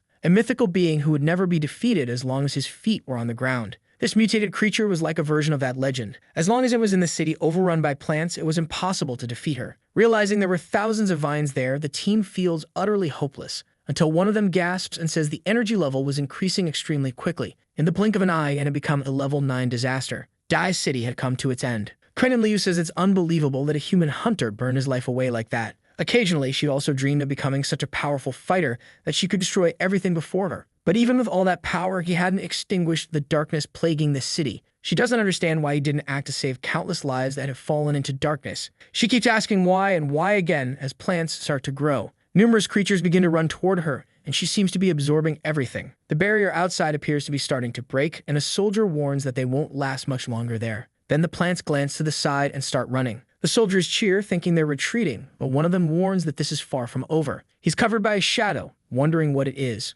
All the city's plants are merging into one. Green explosions occur, and little by little, Qian Liu opens her eyes. Man, she's gigantic now and as tall as a building. From one of the rooftops, Jiang asks if she wants to know the reason, and he tells her it's because that's how life works. A red energy appears beside him, and he says that in this cursed life, death has never been uncommon. But the attack he launches at her is easily blocked. Or actually, maybe not so easily after all. Or, actually, yeah, easily enough. Man, I'm getting confused. People watching on TV say that the light of victory is piercing the creature. They start cheering, saying it truly is humanity's glory. Maybe now she's really losing since the thing is shredding her arm. But she's too confident, so she already knows this won't work. Jiang, who is piercing her arm, is soon immobilized. Holding him in her hands, Qian Liu says he must die, along with this cursed belief of his about how people should live. Man, he's in agony, but he turns into a bunch of flowers. I didn't think he'd make it out alive, honestly. It was easy for her. Qian Liu even seems disappointed with how easy it was. The department watching all this is devastated, and Arthur announces that the captain's energy had vanished.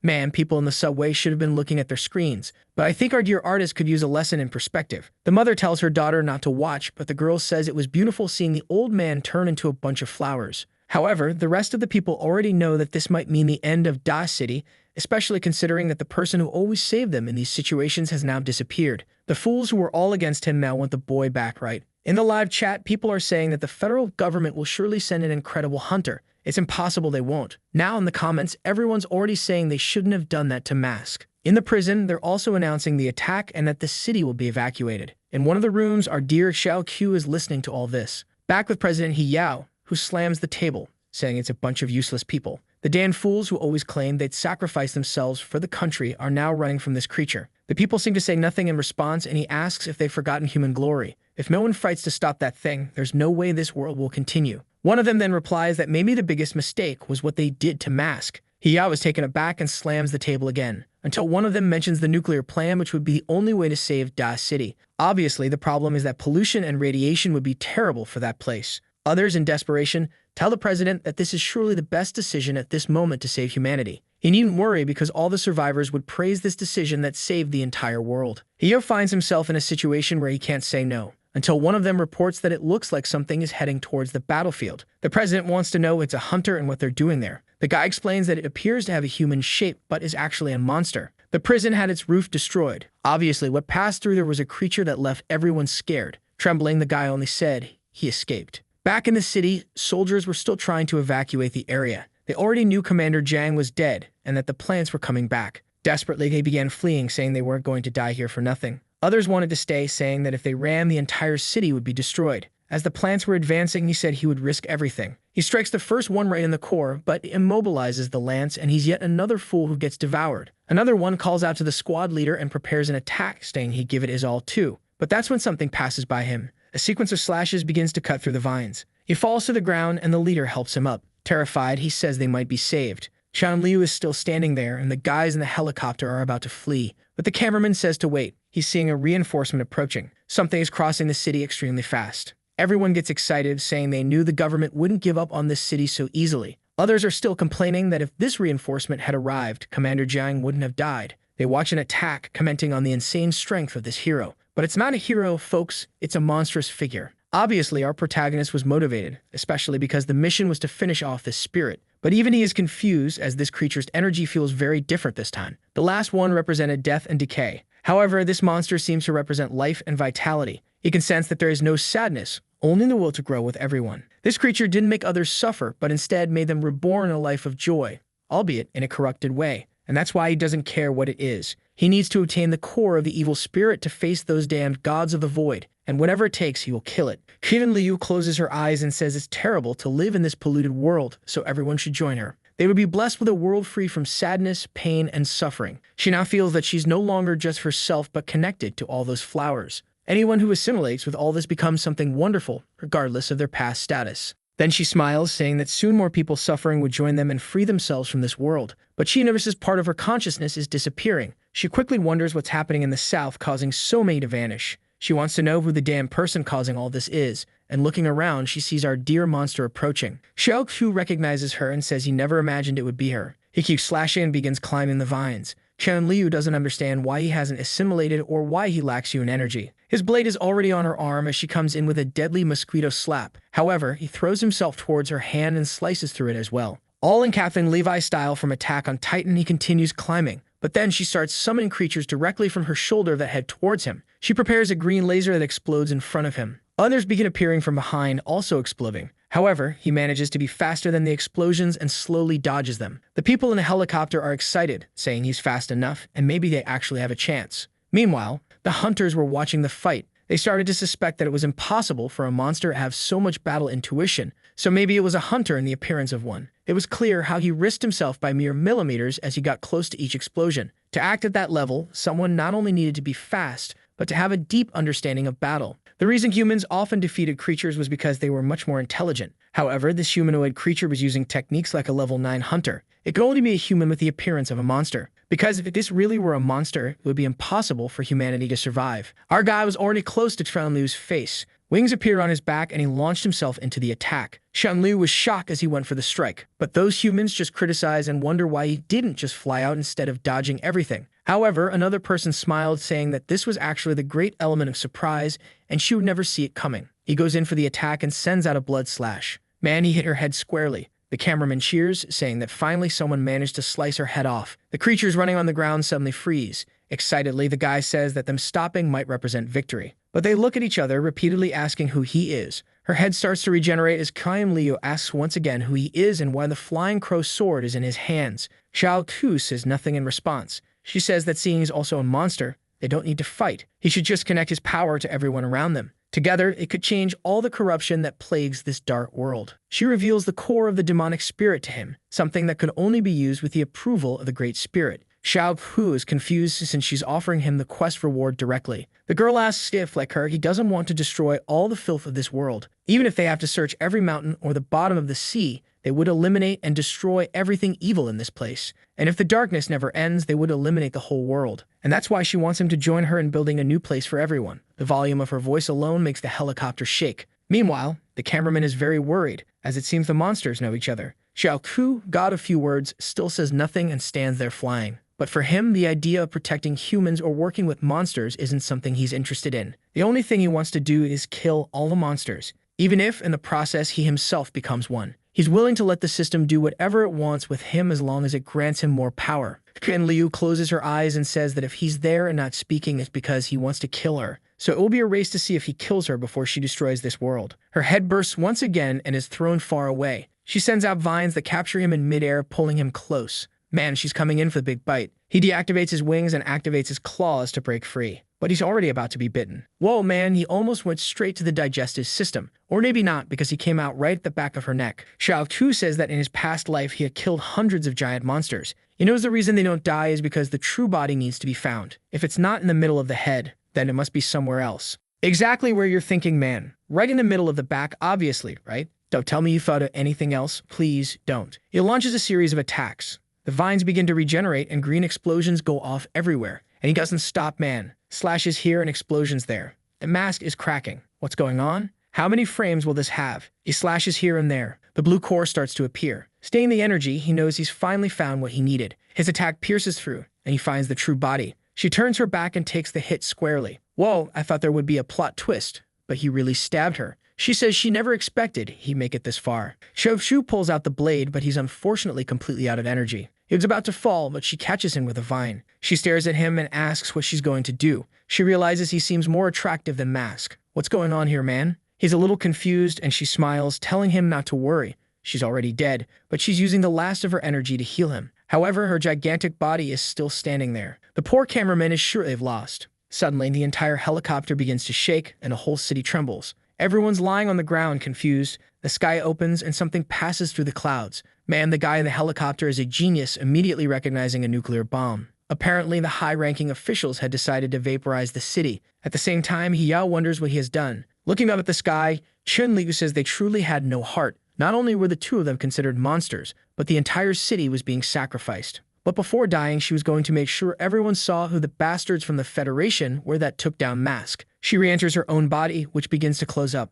With this, it starts to stretch upwards. The plants on the ground rush toward her and begin reconnecting. She continues rising towards the sky, stretching her arms. A gigantic tree begins to form as the bomb approaches. Man, I thought the tree was huge until I saw its scale compared to the city. The explosion happens at the top of the tree, illuminating the entire sky. Obviously, all the plants were incinerated. Some tendrils move toward Xiao Tu, forming a cocoon around him. Then the explosion sweeps through the entire city. I don't know if that tree managed to protect much, though. The whole place is shaking and things are being thrown everywhere. At least the barrier is holding. Finally, it seems the explosion subsides and someone wonders if it worked. Looking up, all they can see is the trunk surrounded by smoke. But most of the tree has been obliterated. At the base, they say that much of the energy has dissipated, and Arthur is surprised to hear that the creature has been eliminated. He celebrates, telling Commander Jiang that Das City has been saved, while the poor man's jacket is just floating there with its medals. People are confused, especially since they saw the creature defend the entire city. A man points upward and tells them to look. The tree appears to be splitting in half. It begins to break apart, turning into a mass of petals that drift over the city.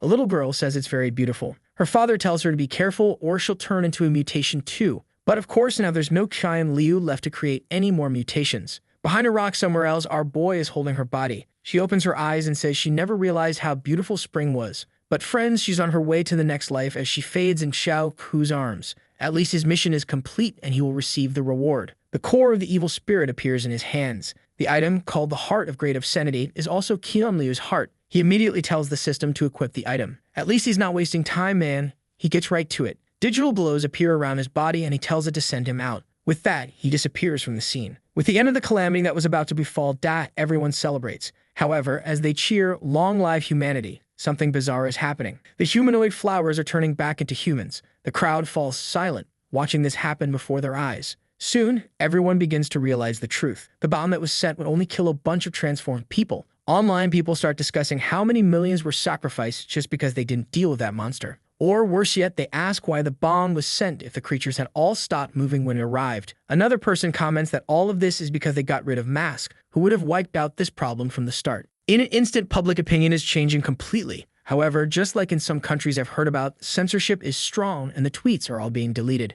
Public opinion vanishes without a trace. Back at a meeting in the main city, a man tells the president that no matter how much they try to control opinion, it's impossible to hide everything that happened. Poor Yao once again finds himself in trouble and doesn't know what to do. The guys who work with him are eager to take his position, hoping to snatch the presidency. A man with glasses calls for Walter and says that since everyone is talking about Mask, the solution becomes quite simple. Everyone here agreed to use a nuclear weapon to solve that problem. However, the truth is, it's impossible that Mask isn't somewhat responsible for it. One of the men asks how Mask could be related given that they have no evidence. The man with glasses tells him to think for a second. that if Mask had been present, this whole thing could have been avoided. He opens his arms and says that Mask received all of humanity's generosity, and yet now he doesn't help them. Considering the investment of resources, it's natural to think that this disaster is still his responsibility. If he shows up, it's his fault. If he doesn't, it's his fault. Everyone in the meeting falls silent, probably thinking how insane this guy is. Sometime later, the room is empty, with only the blonde man and the crazy one left. The latter turns to the president, assuring him that he'll take care of every last detail. He got looking quite relaxed, says he's not worried at all. What frustrates him is why all of this happened, given that humanity lacks sufficient firepower. When they had a powerful pawn like Mask, representing a quarter of all human strength, this wouldn't have been a problem. He then asked about the preparations for the Son of Tomorrow project. The man replies that since experiment 268, the plan has been progressing very well. Some bodies have even started living longer. Obviously, the only issue is that they still enter a state of collapse. But that's enough to prove that the fusion of monsters and humans is possible. He slams the papers on the table, saying that if Mask was the one who prevented extinction, they would be the ones to take humanity to a new level. If they managed to assimilate the strength of the monsters, humanity would become gods. The front lines of the monster battles stretch across thousands of kilometers of land. In theory, it should take thousands of years for the continents to reach each other. However, due to the appearance of monsters and incomprehensible phenomena, all the continents are now part of a single landmass. Before Mask began clearing the front lines, it was impossible to see a single human through the secret realms. Not only were cities overrun by creatures, but they were also constantly under attack. The most unreachable place of all was called the Cradle of Calamity. Only with Mask's instincts were they finally able to reclaim that piece of land. The scene shifts to a forest where 4 army guys are standing in front of a portal. The bald one asks who's going to explain this to Captain Jang afterward. The other guy says it's better if he does it since he's known him longer, but the bald guy says he's terrible with words. However, something begins to emerge and they all grow tense, saying she's coming. Someone steps outside. Man, the suspense in this reveal has me nervous. Lauren is sweating anxiously, saying that the queen believes she could finish off that dungeon in half an hour. The girl shows up all swagged out and he says she's truly a genius. Man, she's got a dangerous look. She asks why they have such weird expressions. Oh, her name is Captain Jiang Ling, so she probably had a connection to the late commander. They mention the calamity that appeared in Dak, and she asks if it's been dealt with. After hesitating a bit, the guy shouts that her father, Commander Jiang, sacrificed himself in the battle. What he did was magnificent, as it protected the entire city, and she can see the comments online. Man, she's a total Thomas Shelby and cold strategist. She simply notes it down and is already heading to the next realm. Doesn't even react.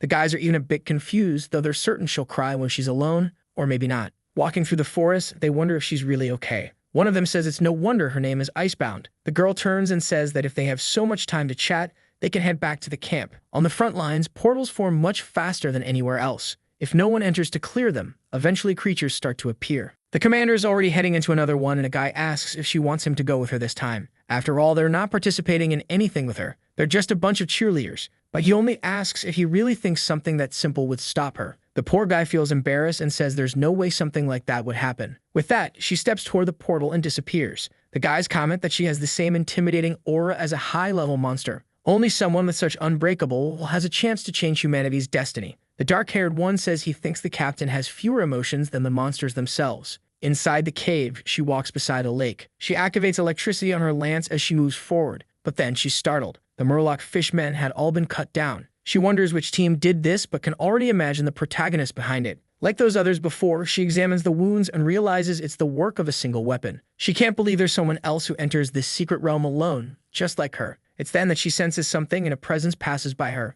Immediately, she activates her power, focusing, and it's a Murloc Sharkman. Man, I thought the attack was on her, but it was our boy dodging with ease. She's impressed that someone with such a low level has that much skill. The guy has fatal injuries, and any other normal person would have died against those 3 beasts a long time ago. But even alone, he's managing to fight skillfully. She activates her lance, vanishes, and lunges at the 3 beasts.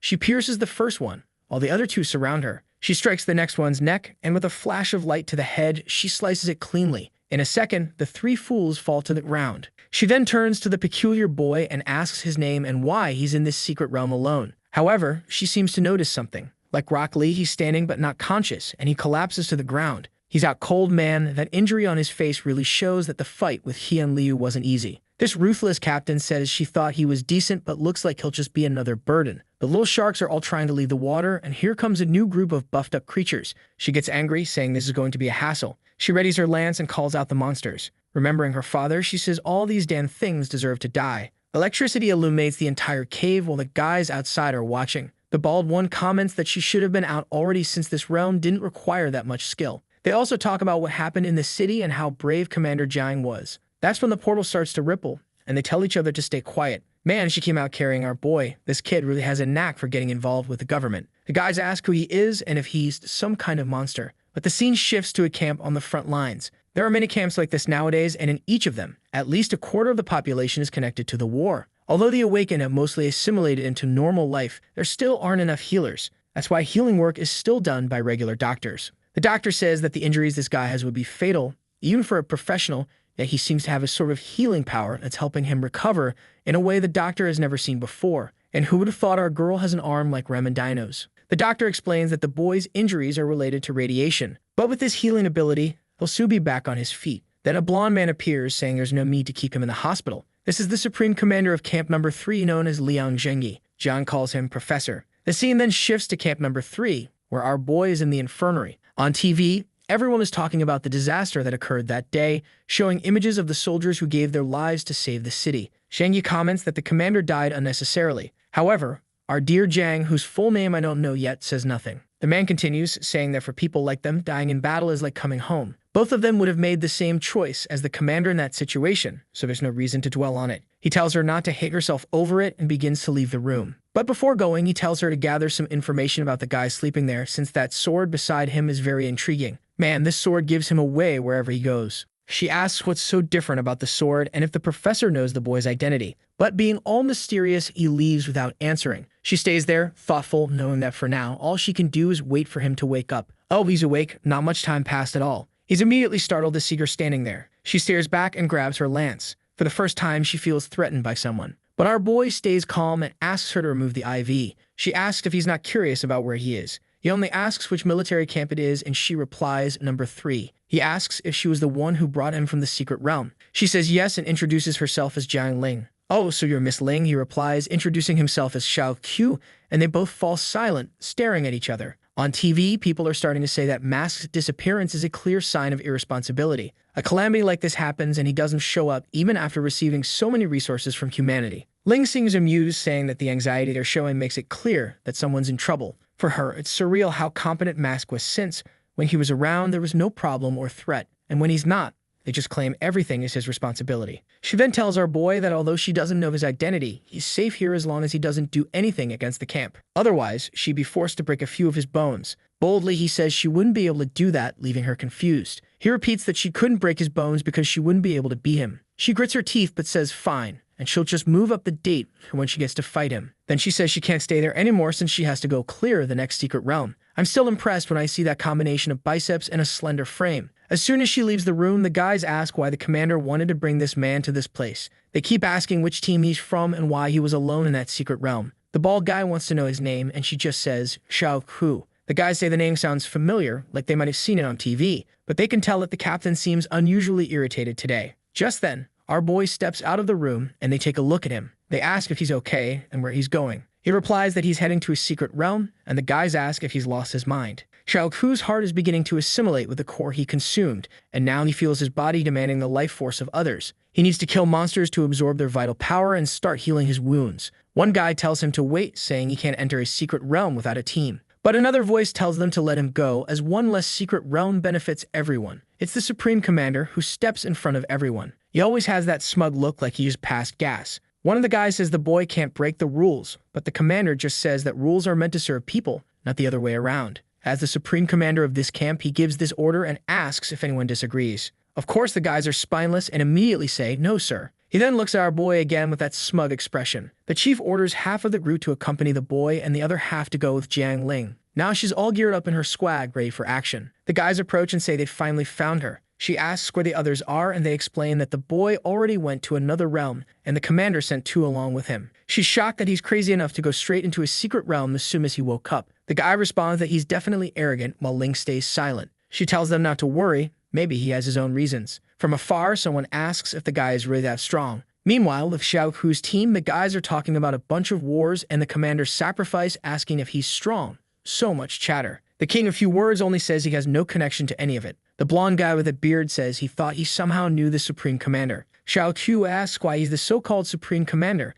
and the guy says he's a living legend. Man, now things are serious. The guy explains that the commander seems blind but has better vision than anyone. That explains why he always has that smug look. Well, I take it all back. The guy really is blind. He detects monsters through sound and smell. I was wrong, but they trolled me too. They could have done a Huba-style thing with blank eyes to help me figure it out. The blonde guy explains that the Supreme Commander fought side by side with Mask when the front lines were established. They were part of what was known as the front line of creature repulsion. Xiao Fu remembers the name and wonders how long it's been since he did that. Back then, no one had a good impression of him, yet he led 3,000 people to reclaim territory stolen by monsters. It had been ages since a human had set foot there, and that place was uninhabited. The land, sky, underground, and waters were full of countless creatures attacking from every direction. They went from 3,000 people to 2,500 to 2,000 until only 1,000 were left. But they reclaimed that land and proved humanity that they could walk on it again. Those who participated in these incursions became the world's most powerful fighters,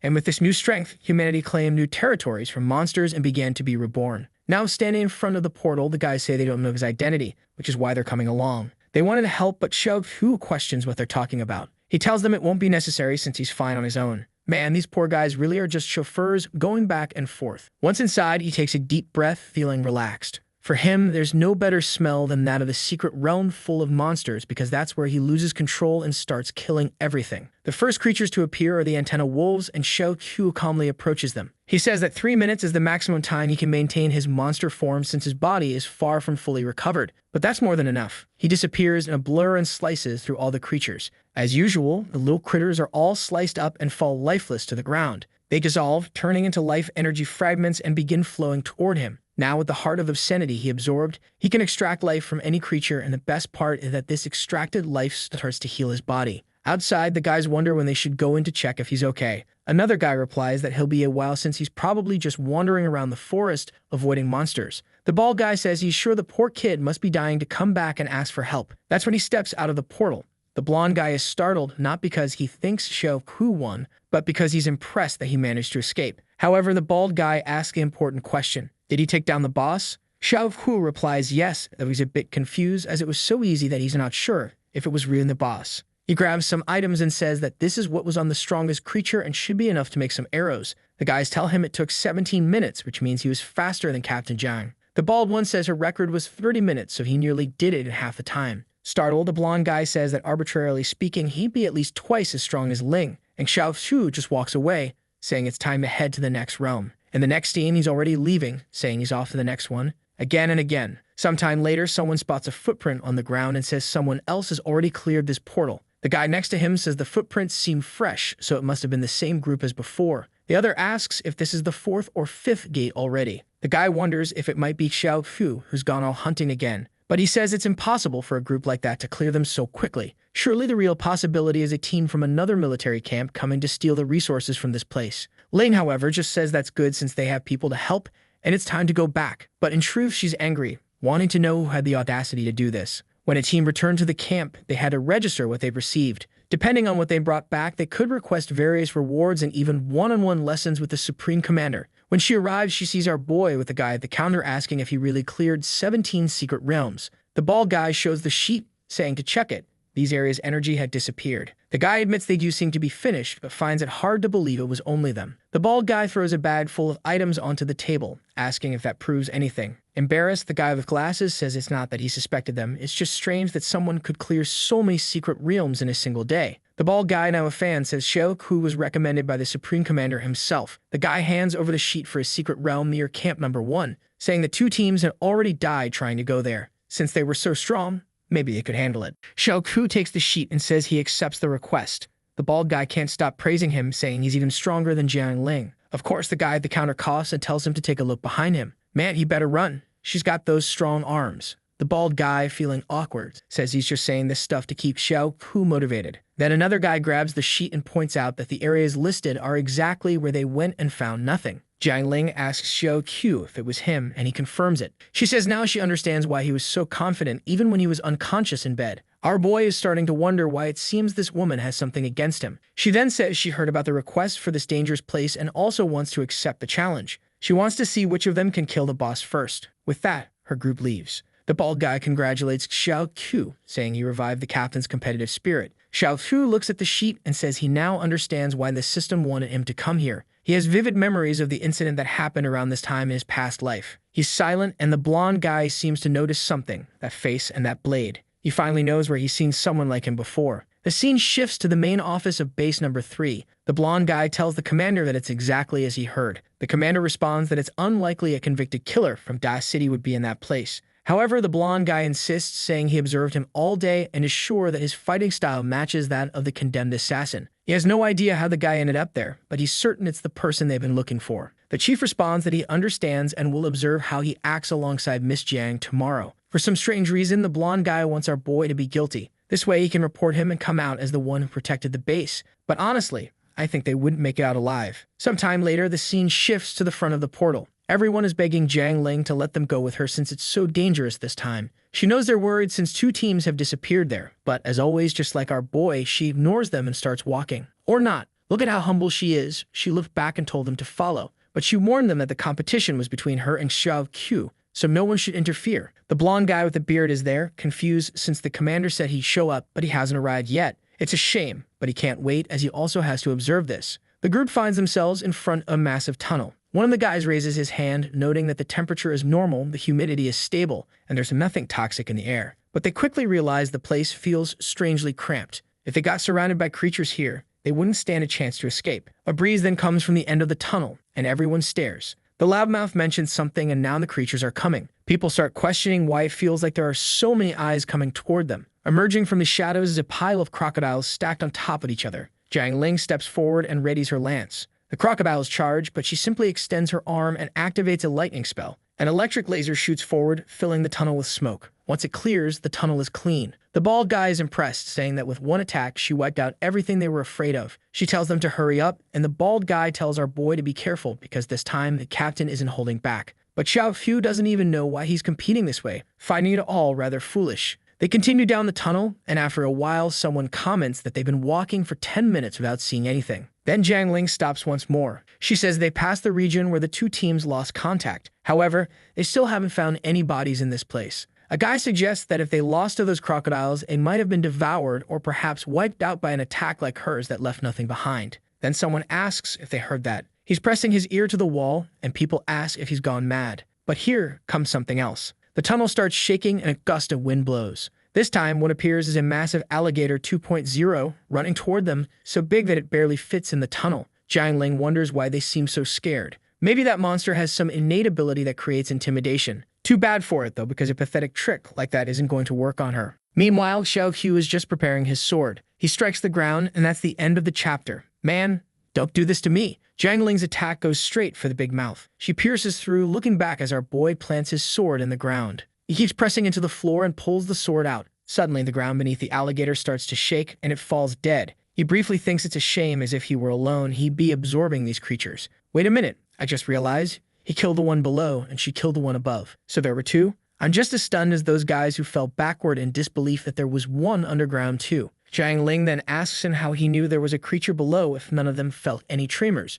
but she realizes she was too focused on the one in front. If not for Xiao Hu's presence, her subordinates might have been attacked. Xiao Hu replies that there was a slight tremor. In this type of dungeon with no exit, it's common for creatures to approach from below. The guy with his ear against the wall says it's insane that he heard something since even when focusing, he couldn't hear anything. For Xiao Qiu, though, was easy. After all, when he fought against the gods of the void, he had to know where the creatures would teleport, which was much harder. The big bald guy opens his arms, saying it's amazing how skilled both of them are. However, Jiang Ling tells him to calm down because that wasn't the boss yet. If it were, the treasure would have appeared, but nothing happened. Now the guys are scared, wondering what kind of creature would appear in this realm if those weren't the boss. Standing atop the monster, she tells them to be extremely cautious since they could die at any moment. The guys apologize for getting in the way again, but she tells them it doesn't matter. They're a team. Okay, folks, it doesn't look like a very united team, but it's fine. The guys get all fired up, eager to prove themselves. After following the tunnel for a while, they come upon a steel gate. Everyone comments that it looks like the boss is right behind it. Jiang Ling tells them it's best if they stay outside and only she and Xiao Qiu go in. Once they're gone, they wait for them to return safely. With that, each one turns a handle on either side, and the door slowly opens as they step in. In the smoke, they vanish, and the door closes behind them. They walk calmly through the tunnel until a green paw steps onto the ground. Ling remarks that this bizarre creature seems to be Leviathan, not a large creature. A bipedal crocodile stares them down. Everyone knows that the more human-like a monster is, the stronger it tends to be, as they're usually far more intelligent. The creature starts roaring, and Jiang Ling comments that it's clearly preparing an attack, so she's not going to give it a chance. She jumps above it, saying there's no way they're going to let it get ready like that. Xiao Fu observes that her attack is a bit faster than the speed of sound. At this rate, she'll defeat it alone. However, the monster easily catches her lance. She's shocked and gets a nasty chiropractic adjustment in the process. Looks like our boy is going to have to save the day, but not before she pulls a pistol out of her pocket to shoot it in the head. With a purple glow on the weapon, a laser pierces the monster's head. Man, I thought that wouldn't do it, but it seems the big guy is dead. I guess that wasn't the boss. Xiao Fu approaches, telling her that she took too much of a risk and asking if she always fights like that. She replies that the more you risk, the more you gain. Our boy says he agrees, and she realizes he's just as crazy for agreeing with such nonsense. Then she looks over and notices that inside the crocodile there appears to be a person. She recognizes him as someone named Christian. Xiao Fu asks if she knows him, and she responds that this guy was part of one of the two teams that disappeared in this place. Something about this secret realm is very strange. That's when a bunch of blue crocodiles appear. You can already guess that there's probably a bunch of people inside these creatures. The crocodiles start roaring, and the two charge forward. Jiang uses the same slash with her lance, striking the ground and shaking everything. She then follows up with a slash that's even stronger, slicing 4 of them in half. One takes advantage and tries to come at her from behind. I thought our boy would save her, but she's strong enough to defend herself, spinning her lance and striking it in the chest. That little lance of hers is incredibly lethal. She's blowing these creatures apart. She comments that these people who appear to have turned into monsters have gained a lot of agility, but they're no longer intelligent. Then she remembers Xiao Hu is with her, and looking to the side, sees him easily slicing off one's head. Another one appears behind him, but he just ducks and strikes it in the chest, glancing back and cutting it into sashimi. With that, the poor creatures are all divided. Jiang comments that all these creatures really were the hunters who disappeared in the dungeon. She couldn't understand what was going on. Behind the last 3 giant pillars are visible. They turn to look and seem to start worshipping them. She quickly notices that it looks like some sort of altar and wonders what they were trying to summon. The pillars turn red and she seems alarmed. The little energy emanating from them was already making her feel out of breath. She throws her lance, knowing she can't let them continue the ritual. Like a Spartan, she skewers the 2 of them. However, 2 red eyes by the altar keep staring. But once the worship ends, they start to disappear. She wonders what they were trying to summon and what those eyes were. Xiao Fu knows those eyes belong to the gods of the void, who were now watching him. After all, they are old acquaintances. A while later, they finally leave the dungeon. The group comments that they knew they'd succeed and asks how strong the bosses were. She replies that she'll explain everything later because there's something extremely important she needs to report to the commander. The group seems unsure of what to say, until someone points out that it won't be necessary because he's right there. When everyone looks, it's the commander. Whoa, he arrived with an army. For what? One of them asks the same question I'm thinking. The commander tells her not to worry. It's not about her. He turns to Xiao Hu and says that on the other hand, he might want to start worrying as they already know he's the murderer responsible for the massacre in Da City. The whole group focuses on Xiao Hu, wondering if it's true and why someone from such a distant city is there in the first place. The blonde guy says there's no reason to doubt it. He's reviewed his profile countless times and is sure this is the person. Jiang Ling seems to be getting angry, and Xiao Hu simply responds that it's true. He's exactly who they think he is. The blonde guy gets excited, saying he knew he was onto the right trail. Xiao Hu asks if he'll be arrested and sent to Star City. The commander explains that according to the law, it doesn't matter where a fugitive is found. It must be sent to the front lines. However, there's a small detail. He's being pursued under federal law, not military law, so it has nothing to do with them. The soldiers are probably wondering why they were brought there. Then, the commander says he investigated the whole case and believes what Xiao Hu did was the right thing. If he were in the same situation, he might have gone even further. He believes that if all people were upstanding citizens like Xiao Hu, the new generation would truly save this world. He then announces that's all for today and doesn't want anyone in Military City number 3 talking about this again. Anyone who breaks this rule will be removed from the base. Everyone remains silent until Jiang Ling says she wants to discuss something with him. The group wonders what they must have seen in the dungeon to be so apprehensive. The bald guy is curious too, but he's now terrified of Xiao Hu after finding out he's an assassin. During their conversation, Jiang Ling asks the commander if he has any idea who those monsters were worshipping. He reveals that it was likely the gods of the void. Jiang Ling is confused as she's never known that something above the creatures even existed. He then explains that there are countless teams like hers on the front lines to why, with so many people, haven't they been able to exterminate the front lines? He reveals that the real problem is the source of it all. Until they eliminate what's summoning these creatures, they'll keep facing endless secret realms. She then asks why they don't just eliminate the source and put an end to it. He says it's because killing a god of the void or a monster god is extremely difficult. Probably the presence she saw on the altar was one of these beings. He explains that these creatures hide all around the planet and are just beyond the countless portals. They become unreachable since even a single breath from one of these beings is enough to create countless secret realms. Jang is puzzled that such a creature could exist with a power level even higher than a disaster-level creature. The commander then tells her to stay calm. It's not as if they're sheep waiting to be slaughtered. Humanity has defeated many of these gods, or at least it can be said that one human has killed some. Jang isn't stupid. She realizes he's talking about Mask. However, he then explains that the appearance of these creatures on the altar could signal a new monster storm coming. Such an event is known as a creature wave and has always brought humanity to the brink of extinction. Jang is terrified because even in the days when they had Mask, a monster wave was already extremely dangerous. Now that he's stepped down, the chances of humanity surviving have drastically decreased. The leader then begins to leave, telling her not to enter any secret realms for the time being, that they'll assess the situation. The commander advises her to take a break because if she keeps fighting like a robot, she'll lose her humanity. She starts to say something, but he just ignores her, telling her that she and Xiao Hu will deliver some letters. Now that Xiao Hu's identity has been exposed, he suggests it would be best for him to start hiding his face. He tells her to prepare a mask for him. Imagine if she takes inspiration from the past mask and gives him an old-style one. What a coincidence that would be. The scene shifts to a desert with a train moving across it. Inside, the team is relaxing. Man, they brought back that incredible mask design. It's really a fantastic look. Kudos to the team involved. The bald guy asks how Xiao Hu feels about riding in the frontline exclusive vehicle known as the armored train. It may be a little uncomfortable and not the fastest, but it's certainly the most resilient on these lands. One guy tells him to stop giving the same speech every time a new person joins. Another asks why they have to go in person to deliver such important information. The bald guy only replies that it must be highly classified, so they shouldn't let anyone know about it. Just then, they hear a noise outside. Someone climbs the stairs and sees a car following them. What's this? The guy immediately pulls out a gun, ready to shoot without even knowing if the person's an enemy. The guy with black hair comments that they're in M2 territory, and it looks like those guys haven't been working enough, given that creatures are now escaping the secret realm. Humanity was almost wiped out once when, instead of entering realms, they waited for the creatures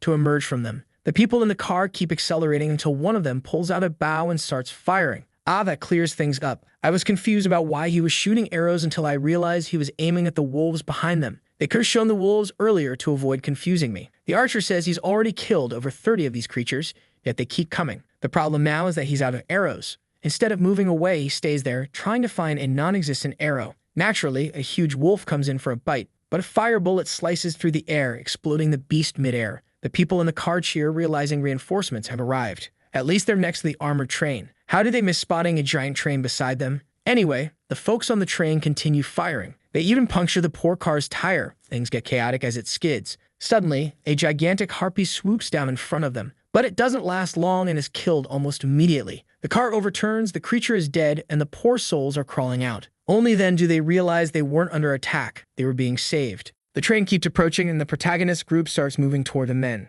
The soldiers turn and tell them to run away, saying there's no way they can win against all that. However, their expressions soon change, don't they? Upon seeing Jiang and our guide cutting through everything with ease, they realize they had no idea this group that had just arrived was so strong. For the first time, I'm seeing Jiang's friends doing something and I don't even know how to judge it. She slashes a few more wolves, and our guy really is going to keep wearing that awful mask, for heaven's sake. He's just standing there with a dumb look on his face, and a little while later, the wolves were all dead. Jiang Ling says she'll clean up the battlefield and tells them to take the injured to the train. The people just say they understand, staring at a bunch of slash wolves. They then approach and ask if they're from the military team of City Number 3. The guy here already wants to know how they figure out they were from there. Man, the guy says he'd already heard of the team with a girl wielding a spear and another wearing a mask. News in this world is spreading really fast. The boy just put that mask on his face. What's up with that? Now the crazy one looks at our guy and says he's never heard of this one before. So who do you think was wearing the mask, you damned idiot? The black-haired guy in the group isn't quite sure how to introduce himself.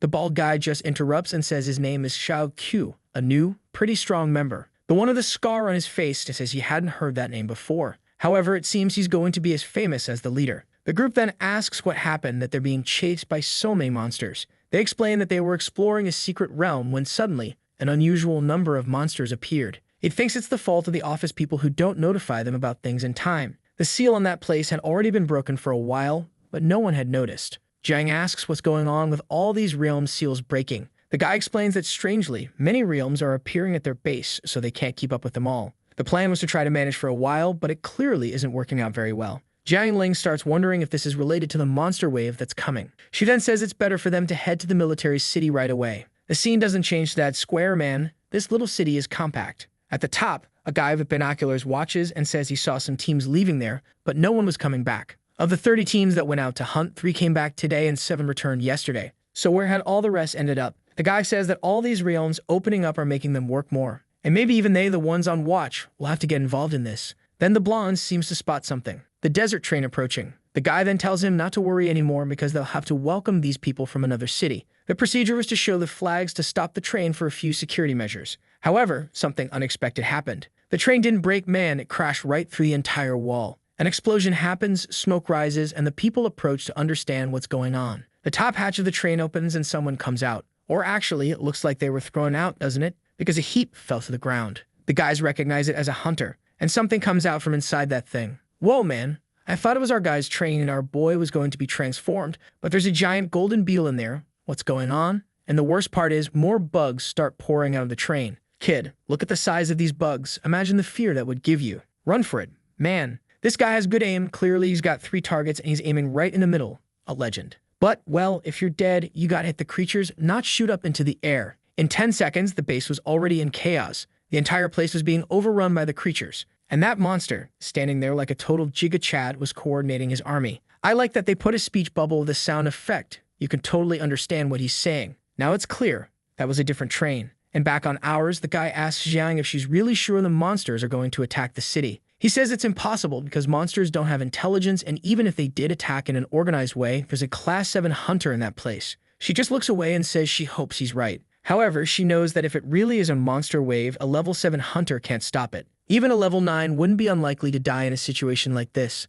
That's when her pupils contract. From a distance, they see Military City 2 engulfed in flames. The people inside already know something's happened. On the radio next to them, a message comes through saying it's from City 2. The person says the entire city is being invaded by monsters right now. They're begging for reinforcements or everyone there's going to die. The High Commander had already died, and they'd lost all control of the city. On the horizon, you can only see the smoke rising and explosions going off. Jiang Ling says that the city really has met its end, and maybe this is that monster wave they talked about. But she orders them not to change direction and to keep heading straight for the city. The bald guy says this isn't a good idea since it must be swarming with creatures. However, she says they have to go there to save the survivors and figure out what happened in that place. One of the guys bangs on the wall in frustration. He says those bastards from Stellar City should all die for taking away the masked power. One of them agrees, saying it even seems like the monsters notice he's no longer around. The entire cabin falls silent, and the little bald guy decides to say something to try to lift everyone's spirits, asking if they noticed something cool that happened. He says that Xiao Hu wearing a mask looked a lot like a mask.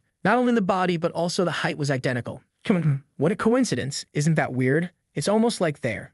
Our boy is standing there like a statue while they say it's the perfect cosplay. It's almost like he's the real one. The bald guy puts a hand on his shoulder and asks if he feels like the real mask right now. Our guy says yes and says that he is the masked man. The guys go silent and start saying they want a signature, an autograph for their brothers who love him. I'm not sure if they're serious or trolling here. I'm confused, folks. I think they want to pretend Xiao Hu is the new mask, right? But they don't know that. Actually, never mind. Jiang Ling tells him not to disappoint anyone with this new identity of his. She then glances outside and sees the city engulfed in flames. In the sky, a swarm of bugs is flying, and she wonders if that's what wiped out that place's military strength. Then, from a distance, they see a group running, crying for help. They were a few soldiers and the last survivors from the city being chased by the golden beetle. With her sharp reflexes, Jiang Ling fires 3 headshots and Aspes of Valorant films the move. She readies a spear and nails 2 more. Man, now she's turned into Leonidas. She's got some serious inspirations. What's going on, girl? The spear kept going, exploded in the sky, and made the bugs rain down.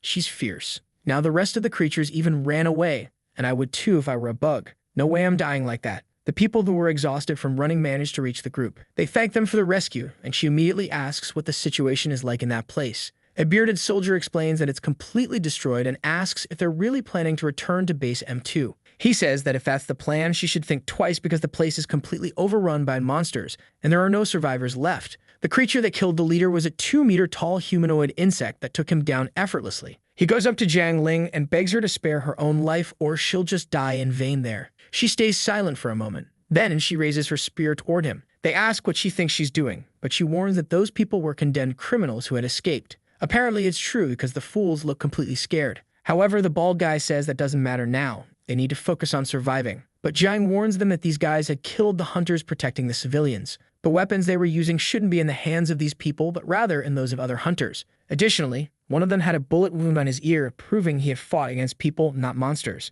The guys start exchanging glances, realizing they've been caught, and one leaps toward her. Yeah, and they were total fools, right? She just swung her arm and cut down both of them. The other one there is smarter, but he's definitely going to get a Leonidas too. He runs toward the civilian saying he'll have to take a hostage, but suddenly he's upside down. What happened? Whoa man, our guy sent out the flying blade. The body falls to the ground and the guy appears behind him, saying he now understands why he didn't recognize those three. One of them asks if they're still heading to base 2, and she says no since she's learned enough and they have too many people with them. However, the guy with the shaved head mentions that, unfortunately, the train was having some issues because they pushed it too hard. But then someone raises a hand and says that if it's a mechanical problem, she might be able to fix it. A cute little blonde girl says she's a mechanic. A bit later, smoke is already coming out of the chimney. The guy says it's incredible how quickly she managed that clearly on a master's level. She says she's nothing more than an apprentice and the impressive one is their leader. Jiang Ling then asks the girl's name, who introduces herself as Ebony Clark. Out of nowhere, after 58 Chinese names, we get an American one. She says her dream is to become the best mechanic in this world. With the girl's help, the train began moving again. They all gave up on the idea of heading to the 2nd Military District and wondered where they would go next. The options were District 4 or District 5. District 4 was close by and would only take 2 days of travel. However, the monsters had come from the north, which was exactly in that direction, meaning it was risky. That's why everyone initially thought it would be better to go to Base 5. But Xiao Shu and Ebony insisted they should go to District 4 since they didn't have enough fuel to reach Base 5. Considering the number of civilians they had with them, they decided it might be the best option. Xiao Shu was standing in the corner when someone asked why he was so interested in City 4. It was Jiang Ling who pointed out that she knew they hadn't yet figured out the fuel situation, so why had he suggested it earlier? The truth is, Xiao Shu already knows that place is completely destroyed. Even if they arrived as fast as possible, it would be impossible for him to save that city. He doesn't say anything and Jiang Ling just stares at him. She then comments that she heard he was personally captured by that person and asks what kind of person they were. The king, in a few words, simply says they were a person. She's left speechless, especially since he didn't say anything meaningful for heaven's sake. Meanwhile, at another base, everything's already ablaze.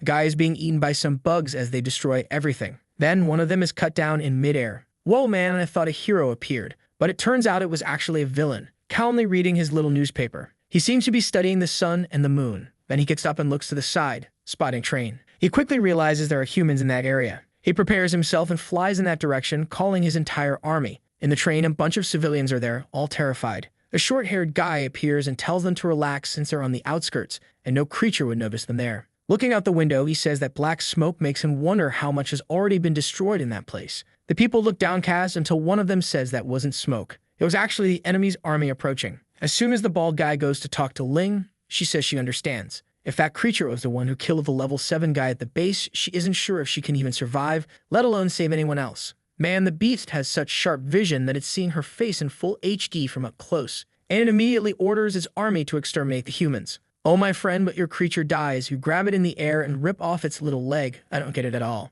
Then it launches an attack toward the train. Wow, it hits the wheel dead on, making everything start flipping, the poor fool's spinning around inside the cabin, and even the poor engineer is dragged away. Or maybe not, since we've got the Giga Chad to save her. What's going on? Is everyone outside already? Well, the train's gone to the beyond. No, actually, it's heading toward the two of them, about to fall off a cliff, but they brace themselves. The two try to stop the fall, but even the ground is crumbling. Ebony is stunned that they're actually managing to hold back something that weighs tons. The people inside celebrate being alive, and she warns everyone to get back on the train and prepare to defend. She looks at the mechanic and orders her to fix whatever's broken so they can escape as quickly as possible. However, for Ling at this moment, human life isn't the most important thing. It's the train. That's because they need to reach the front lines and warn them about what's happening in this region. And in this situation, only the strong will survive to tell what happened here. Her spear is already flying through the air in the midst of the entire army. Once again, it's passing through everything, shooting electricity in all directions. Man, she appears mid-path, grabbing the spear and cutting down another bunch. The people below start wondering how it's possible for a Class 6 person to be this strong. They'd seen a Rank 7 commander fight, and even he didn't make it look this easy. Meanwhile, the whole field is filling with explosions, and the main boss looks to the skies. The folks at the cabin point and say they recognize the monster. That was the creature that had ripped the commander in half. Xiao Shu and Ling observe until she disappears in a flash and is face to face to strike it with her spear. The attack seems to go through, but it moves and vanishes in front of her. With its arms crossed, it's already at her side. She realizes it's way too fast and gets a kick to the gut. She plummets to the ground like a meteor, creating a crater on impact. The group yells for her, but the boss is already flying her way. It readies a scythe and comes in for the attack. The poor girl is immobilized. Or not quite, because she manages to grab her spear in time to defend herself. The problem is that even blocking part of the attack, the scythe is already close to her forehead. Then someone rushes in and lands a punch on the boss. Man, the creature is thrown far, crashing through a bunch of trees. Jiang Ling is confused and Shou Chu says he'll handle it. Meanwhile, she's supposed to take care of the rest of the people. With no other option, she tells him he better not die to that monster. The creature is still being hurled through the trees. It finally stops flying for a bit and plants its feet on the ground. The perfect field is set for the two to face off. Slowly, Xiao Qiu approaches. The boss asks why a human has the same scent as him. Xiao Qiu simply says he's neither monster nor human. He throws his mask to the ground while activating power in his blade. His transformation then begins, and he says it's more accurate to call it an abomination. He places his hand on the blood raven and says he'll finally be able to use its true power. As soon as he transforms, the insect starts feeling fear. Its instincts tell it to make the first move before it dies. It immediately lunges to attack Xiao Qiu. It appears from the side, aiming to hit him on the head. The punch lands squarely. The whole ground trembles and dust rises. But as everything settles, Xiao Qiu is untouched. He asks the monster if that's all it's got. The boss is shocked for a moment and begins throwing a flurry of punches, Jojo style. Once again, dust rises, until Xiao Qiu catches one of the punches and says that's enough. Now it's his turn. The creature has already taken the first hit and can only stand there watching. Man, with a single blow, it's already destroyed on the ground. Since when did our Xiao Qiu level up? Oh, that's right, after absorbing the heart. The system announces that a monster chosen by the gods has been exterminated. This monster belonged to the god known as Deceptive Wisdom, and the raven blade begins absorbing the creature's blood. It's enveloped in green energy, and an eye appears. The sword has gained a new ability, transforming into hundreds of ravens that surround the target and start draining its blood. Xiao Qiu is simply amazed that it's strengthening itself once again. Meanwhile, the rest of the insects are lying on the ground. The short-haired guy tells the leader that the sky has been cleared, and no one got hurt. The bald guy, however, wants to know what happened to Xiao Qiu since he disappeared along with that boss. She stays silent, until someone shouts, saying he's back. Our boy with his super stylish mask definitely returns calmly. The bald guy asks if he took care of the boss, to which he replies yes. The guy is shocked since this was the monster that had taken out the Class 7 commander. Some time passes and the train is back in the desert. Some of the civilians are helping the soldiers recover. Ling sits in front of our boy and thanks him for what he did. He asks what she's talking about. She says he knows very well that he saved her life, to which he replies not to worry. However, she comments that his growth is very strange. It almost feels like he's really the legendary mask. In the blink of an eye, he's already surpassed what's considered the human limit. Then Ebony shows up and says none of the communication systems are working to connect to nearby bases. The issue, though, doesn't seem to be with the system itself. Jiang tells her to explain, and Ebony says something is blocking the signal from going out or coming in from anywhere else. It's as if some entity wants to isolate them in this desert. The system appears before Xiao Qiu, and his worst fear is confirmed, as the mission is to exterminate the monster wave. The army will be led by a monster god and will attack all of humanity's front lines. The goal is to stop this wave, and the reward is to gain half of the transformation to become a monster god. The train keeps moving through the desert while they can't reach anyone. Then, all of a sudden, someone from Base L4 manages to send a message, asking them to respond. Ebony says that's strange since no one responded yesterday. Ling says she understands and tells her to go ahead and talk. She then picks up the phone and says they're from military base number 3 and are carrying a bunch of civilians on a train. The people on the other end tell her to seek refuge at base 4 since they had information that base 2 was wiped out. Ebony gets excited and says they can finally refuel the train. The group starts to relax, saying they finally got some good news. However, suddenly the radio beeps again, and a voice tells them not to believe any message coming from base 4. That place has already been overrun by monsters.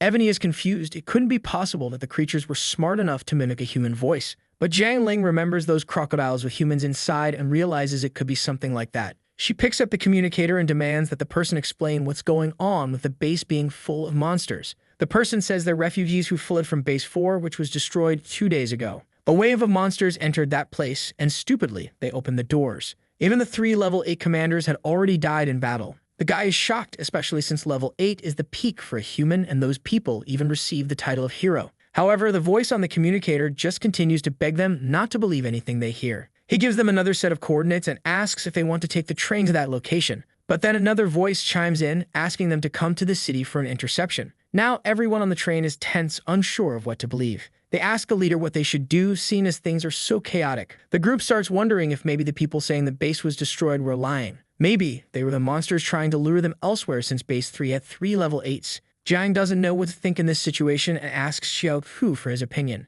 He simply responds that they won't go to either option. Both are traps. He recalls that the reason the resistance fell so quickly in his last life was because of the creature known as deceptive wisdom. Under the orders of this creature, they learned not only to mimic but also to deceive and enslave humans. However, what he finds strange is that, in the past, Base 4 never fell. In fact, they held out until humanity launched a counterattack. This is likely because he's no longer on the front lines as much. The problem is that the entire world is starting to move in a direction he doesn't fully understand. He doesn't know if this shift is good or bad. However, whatever the outcome, it wouldn't be worse than his last life. After all, humanity was completely wiped out. A while later, they walked through the forest toward an improvised camp. They were out of fuel, so it was the only option left. Upon arriving, they saw that it did at least look like it was made by humans, and the people who came to greet them really were survivors from Camp 4. However, in truth, they had become the monsters' dogs. They were following the monsters' orders to lure in other survivors. But before they could make a move, Xiao Hu activated the Raven's new ability and killed a good portion of them. They managed to easily clear the rest of the field, but a few of Ebony's allies died in the process.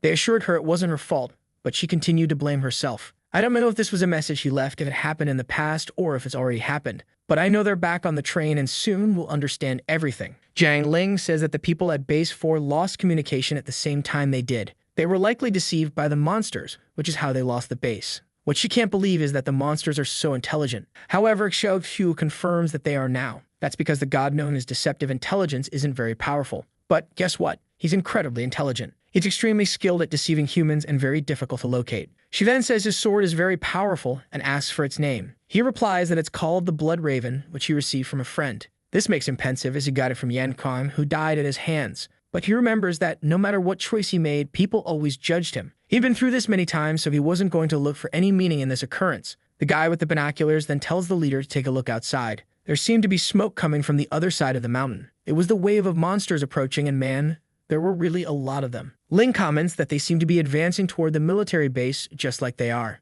Then the little bald guy suggests they take another look. There were a bunch of futuristic tanks approaching as well. They fired and began to blow up the creatures in the sky and on the ground. Ling praises the teamwork and says the monsters will be dead soon enough. Until the bald guy looks back and says that allies have finally appeared. He steps out to greet them and introduces himself as part of the military group from base number 3. But at that moment, the men point their weapons and tell him not to move. A human with a massive sword on his back steps forward. The bald guy was about to say something, but the person with the sword on their back told him to stay quiet or he'd be executed on the spot. Confused, they ask why they're being treated like traitors. The guy responds that they came from the same direction as the monster horde but look unharmed. Then someone steps forward and says not to panic. He knows them. It's our dear blind guy, all shot up. The scene then shifts to military base number 1. This place has the field of redemption, where suspects of treason are sent. A bit later, Jenny says he understands where they came from. Man, our dear Ling is already in jail. What's going on, girl? Shengyi tells her not to worry about base 3. They left in time and only left a bunch of bombs there. That, however, doesn't cheer her up since it means the government gave up on a place that cost trillions to build. He explains she's in prison because humans have started joining the monsters.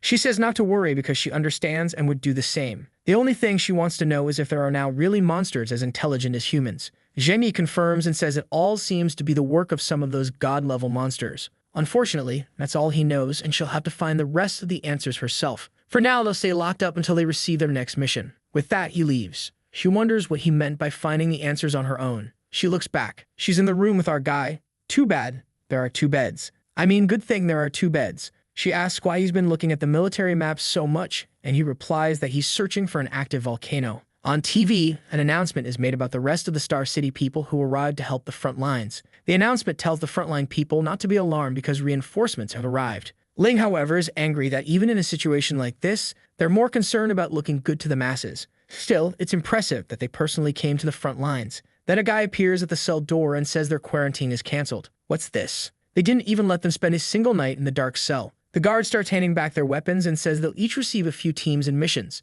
Jiang Ling knows the investigation isn't over, so if they're already being sent out, the situation must be terrible. Xiao Shu then says he wants the girl named Ebony Clark on his team. A little while later, we see all the people. It seems they'll have to form a team right there. Ling asks if this is all that's left in the redemption camp, and the guy says, unfortunately, most have already been taken. She replies that it's pointless, as having a weak person by her side is worse than having no one. But the guy tells her not to worry about that and just hands her an uktak, saying it'll help her team. She, of course, says that's not her concern, but Xiao Tu seems excited, saying it'll be very useful. Their first mission is to head to the northwest border, which isn't easy. Our guy, motivated, says they're on their way. The guy is puzzled by his lack of hesitation and asks if he didn't hear that the situation there is terrible. Xiao Chu says that's exactly why he wants that place. Besides, he also wants some military maps, a few bombs, and some people. Jiang Ling just looks at him and tells the guy to follow what the boy is saying. They'll choose that area. The guy understands but can't fathom why they want to die. He warns them not to regret it when the time comes.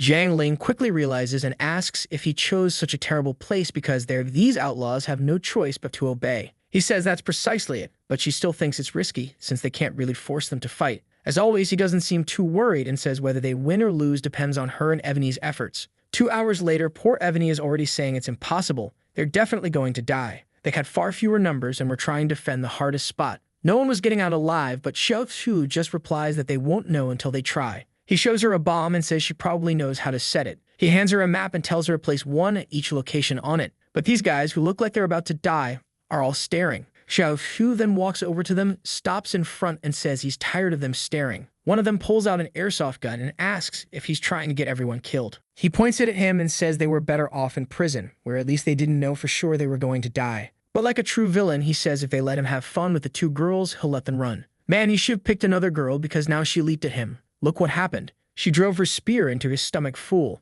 She asks if it's okay to kill, and Xiao Chu says he doesn't care. With that, he's cut down and falls to the ground like garbage. Hey folks, the weapons you have there are worse than water guns in real life. Lane just strikes the spear against the ground, and the guys realize they don't stand a chance. Xiao Chu says it's best if they follow the rules. Otherwise, everyone there is going to die. Suddenly, they hear something behind them. Evany grabs the binoculars and sees the tanks fighting the monsters again. But some soldiers are becoming breakfast. And the worst part is that this wave seems much larger than the last. He explains that the defense lines are being broken by the creatures, and they're going to need help. The prisoners keep complaining, saying they're clearly being sent to their deaths. Xiao Chu explains that the area they're in is completely overrun by creatures on all sides. Their only chance of survival is to fight together and help humanity win. All they had to do was follow our guy's plans, and he'd create a miracle. He holds up the walkie-talkies and says each one of them will get one. And in this mess, that will be more important than their own lives. He then splits everyone into groups and begins giving orders. He asks if Evany has learned how to set the bombs, and she says everything's ready. Just then, his walkie-talkie goes off, and Team B reports that they found a ton of creatures. They're standing there in the forest, looking like fools, saying there's no way they're getting out alive. Xiao Fu tells them to go back 300 meters south. Afterward, they're to meet up with Team D, throw some grenades, and run to the other team. The guys are confused, asking if he's some kind of psychic to know that something like this would work. They keep moving through the forest until they come face to face with the river. On the other side, it's full of more creatures. Xiao Chu seems to have predicted this, and they're impressed that he actually knew. Since they have no choice but to obey, they throw a grenade and run off. The grenades explode, but the creatures survive it. However, when they look back, the creatures are gone. The creatures start shrieking, and Xiao Chu keeps giving instructions. The entire forest starts exploding. He continues organizing everyone until he sees 2 groups running out in the open, chased by the creatures. They merge into a single group, and everyone runs toward the rest of the team. The outlaws are impressed that he actually managed to gather all the monsters. Maybe his crazy plan actually has a chance of working. With that, they start a rain of grenades while a huge swarm of monsters approaches.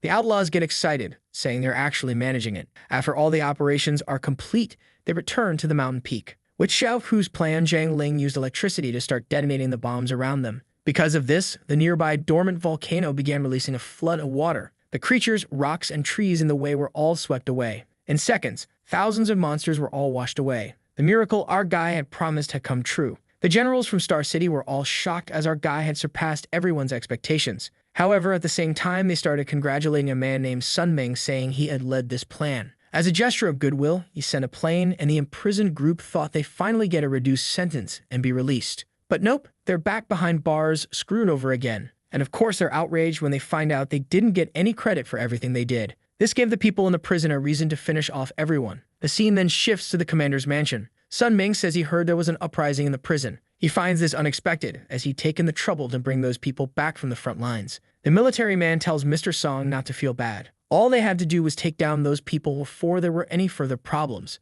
However, there were still 3 people from the military cities he would keep an eye on. Sun Ming responds that he hates clever people and will keep an eye out to make sure nothing goes wrong. The guy then says that before he leaves, he wants to talk about the special weapon he requested. Song just responds not to worry. If everything's going according to plan, the weapons are already on their way. The scene shifts to the battlefield, with soldiers taking aim. On the horizon, a cloud of smoke rises. It's another wave of creatures. The soldiers are terrified. Then a guy appears and tells everyone to fall back to the second defense line. One of the men tells the commander that they've just set up this line, so it would be madness to retreat now. But the commander simply says that reinforcements from Star City have arrived, so they need to obey orders. Someone with enormous calves steps forward and says they've received the order, so they need to clear out. The Trembolona army has arrived, likely with monster blood in their veins. The doctor checks them over and says they're good to go. Man, these guys are competing head-to-head with Mr. Olympia contestants in the injection department. Look at those heart rates. They'll be dead by 40. Sure, you're all pumped up and puffing smoke now, but let's see where you're at in a few years, man. Their eyes gleam, and with that, these new weapons charge in. The doctors remark that these guys are insane for injecting something like that without a second thought. Another responds that of course they would. They're practically humanoids. The other soldiers are terrified, wondering if this is the true strength of Star City. The creatures were all being ripped apart, and the soldiers don't stop. They keep advancing into the monster wave. The rest of the army is shocked, saying if they die this way, it's good for them. But the doctor just says he must be joking since these people can only use their true strength when they're in the middle of these waves. Staying close to everyone else would only limit their potential. The soldier is confused again, and then one of the Trembolona is surrounded by a bunch of monsters. He takes off his mask, and as expected, he's kind of monstrous looking himself. The little monsters actually look a bit cuter next to this incredibly ugly guy. He announces that he can finally show what he's capable of. It's time for the second dose, the third, the fourth, the fifth. The guy just keeps going. After a few more, he turns into an albino Ronnie Coleman.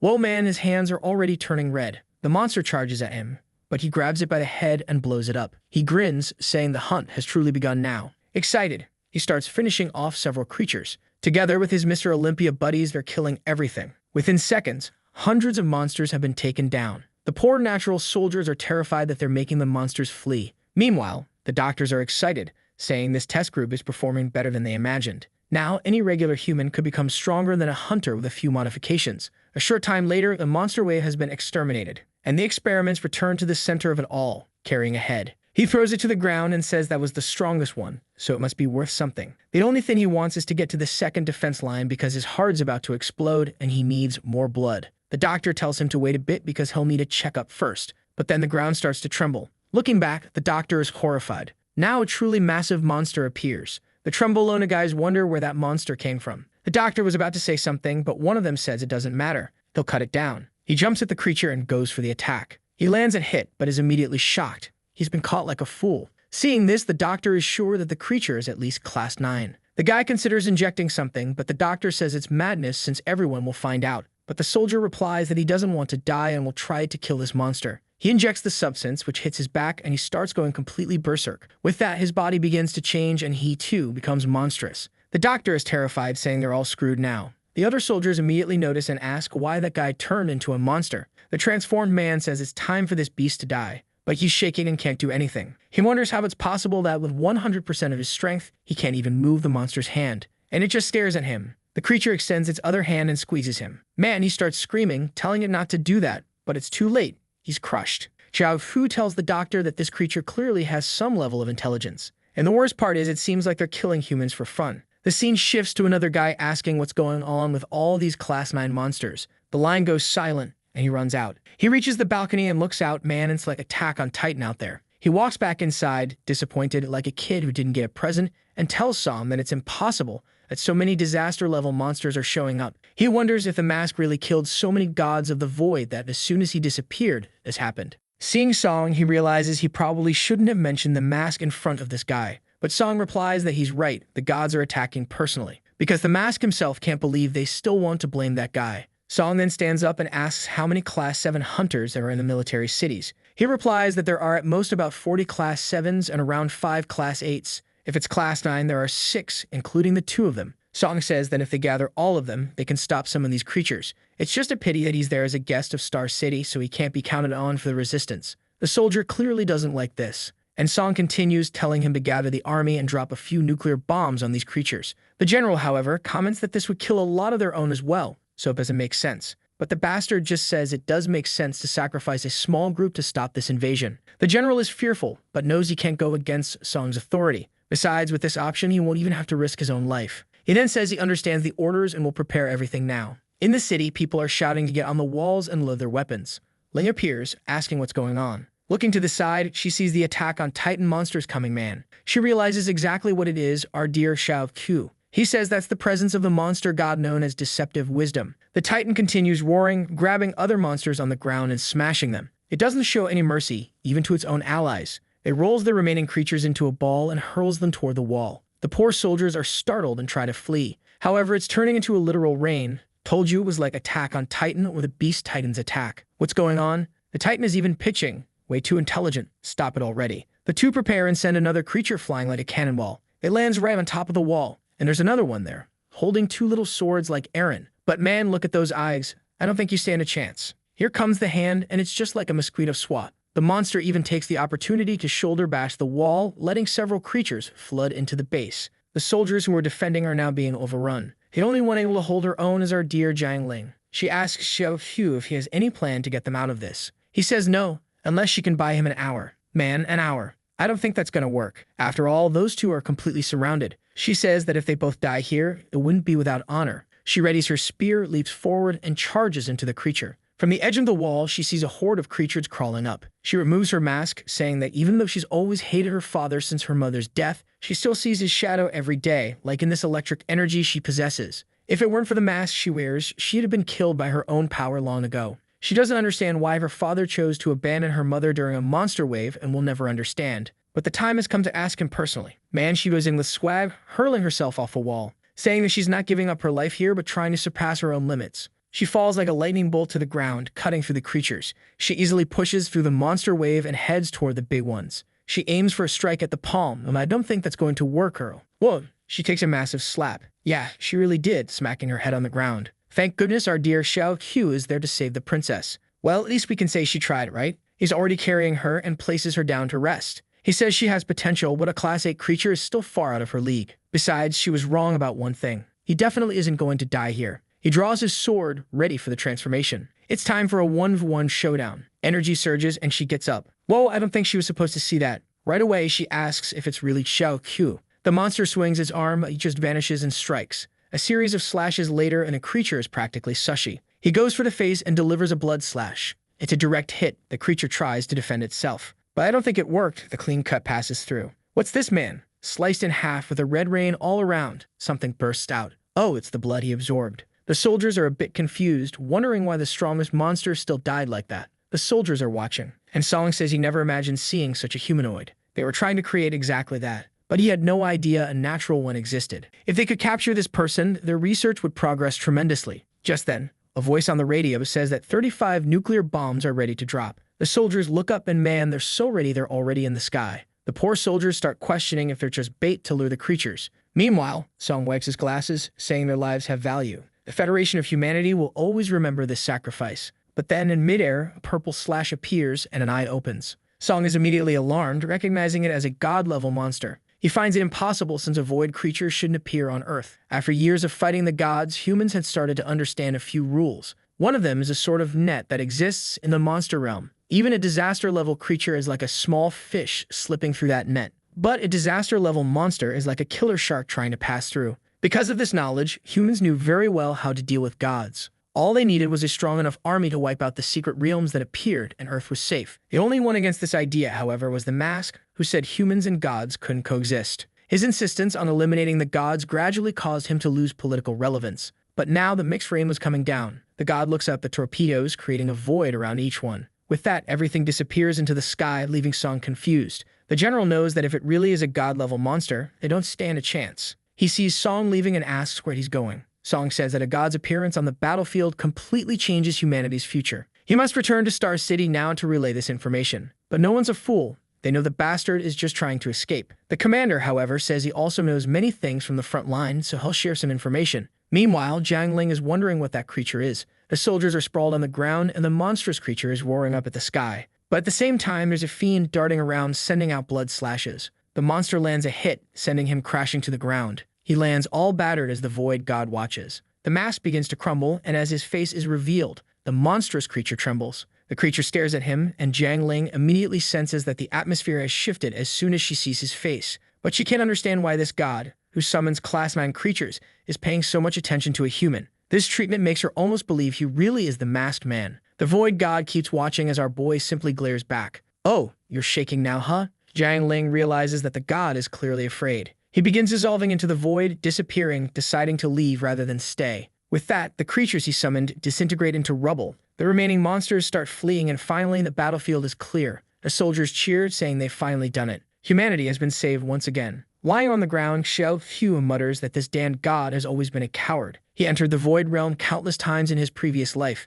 but deceptive wisdom hid and never even showed his face. As soon as he retired and let go of his powers, the creature attacked. He never imagined the monster would be so terrified as to flee at the mere sight of him. But he got lucky, since gods are usually level 13. The creature probably wasn't certain he lost all his powers and chose to flee instead, which for him is great, as the mission to stop the monster wave is finally complete. The blood on the battlefield begins flowing toward him. He can feel this power consumed by the lust of desire. First, he needs to suppress this urge to destroy and devour everything. But suddenly, someone asks who he really is. Jiang Ling steps in, saying he's an ally from her team named Xiao Fu, who saved everyone. But the man points, saying it's clear that this guy isn't human but a monster. Song shouts, saying that regardless of what he did, his appearance makes it obvious he's not on humanity's side. He discovered that this guy was involved in the incident with the evil spirit in Da City, and now, once again, other creatures appeared. The military guys agree, saying he's right and that this guy is bringing disasters. But Jiang Ling insists, asking if they didn't see how he saved everyone. Even if he's a monster, he's the only one who could protect humanity at this moment.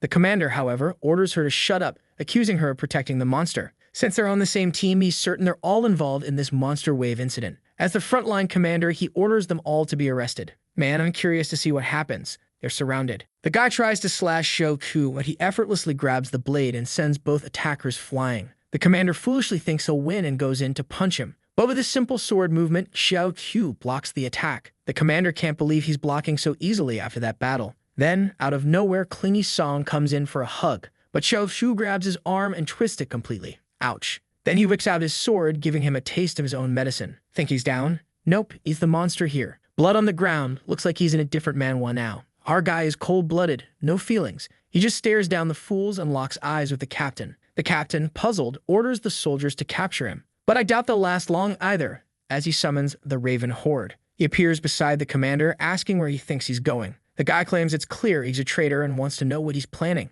Xiao Fu tells him not to worry. He's only going to do exactly what monsters are meant to do. He strikes again, spilling another bucket of blood. Jiang Ling is now terrified. Better stay silent, girl. Zhengyi, never one to miss an opportunity, punches the ground and apologizes for being late. This guy is skilled. His hearing and smell are sharper than anyone else's. He knew the truth from the start, and he welcomes the masked man back. He says humanity has been waiting for his return, and once they reach Star City, he'll get everything back. The front lines, the army, the weapons. He'll have control over it all again. But Xiao Q, our guy of few words, doesn't say much, remaining silent. Zhengyi is a bit confused, sensing an aura around him. With that, Xiao Fu vanishes before his eyes. An announcement is then made, saying that with the help of the Union's forces, humanity has achieved its greatest victory yet. Over 1 million monsters have been eradicated, including 25 Class 8s and 12 Class 9s. They show photos of some sacrifices, saying that though they were numerous, it was a glorious victory. They even label our guy as a criminal, saying he sold out to the monsters and caused countless casualties. Everyone is in disbelief, saying he looks like an ordinary human, until He Yao tells everyone to shut up. He says that in this glorious battle, they had brave soldiers fighting for humanity. They'll capture these damn traitors and bring them to true justice. The crowd starts shouting, saying they can't let a criminal escape. One of the reporters then puts a hand on the guy's shoulder and tells him to film it. When they look up, there's our boy standing on top of the building. Oh boy, everyone better start running because things are about to get intense. Yeah, everyone's already fleeing. The guys pull out those little Walmart knives, but man, they're brave. I'll give them that. He dodges easily, delivering slaps left and right. 3 more come in. He hands out 3 more slaps. The guys are confused since he's not even using his full power. They don't stand a chance. Reinforcements are arriving, but he starts activating his power. Calmly, he walks through the crowd and locks eyes with He Yao. Right then, He Yao knows it's Xiao Ku. He's terrified, having seen the videos and knowing how strong this guy is. The person everyone believes to be the former masked man. Technically, no one knew his true identity, but this was the perfect opportunity he'd been waiting for. The masked man is respected by the entire nation, but now he has a power that could also give him a chance to win. Xiao Shu keeps getting closer. Meanwhile, He Yao whispers to himself that he has to act quickly. Our guy is right in front of him while He Yao shakes, clutching his enhanced weapon. But Xiao Shu just ignores him and goes straight to the microphone. He Yao collapses to the ground, petrified with fear. And with that, Xiao Fu reveals to everyone that he is the masked man. The crowd is confused since, until now, he was considered a criminal. The last person I expected to be surprised is indeed surprised, Jiang Ling. He tells everyone that he has returned, but not as some special hero, rather as the one thing humanity truly needed, himself. He says it doesn't matter if it's under the masked identity or any other, as he is the only solution to pull him out of this abyss. Clearly, his absence for just a short time showed that everything would spiral to an end without him. The crowd is stunned, saying that the masked man they knew was much humbler. But our guy continues, saying that out of pure fear of his power, they'd exiled him this way. Weakness isn't a sin, but arrogance is. And that's why this time he's not just asking. He's taking all the resources available to become as strong as possible. He announces that from this day forward, the entire world belongs to him. Man, he's aiming to become a true monster. The guy's got guts. Jiang Ling finally understands the words her mentor spoke back then and why Xiao Fu knew so much about the gods. I'm not sure if it's sadness or excitement, but she's crying. And strangely, the whole crowd is thrilled, saying the masked man has finally returned. Some even meal, praying to him. He's hyped, saying, I want to see those like on this video that helps Mamoru make more juicy content for his viewers, activate the cheeky little bell, and I'm out.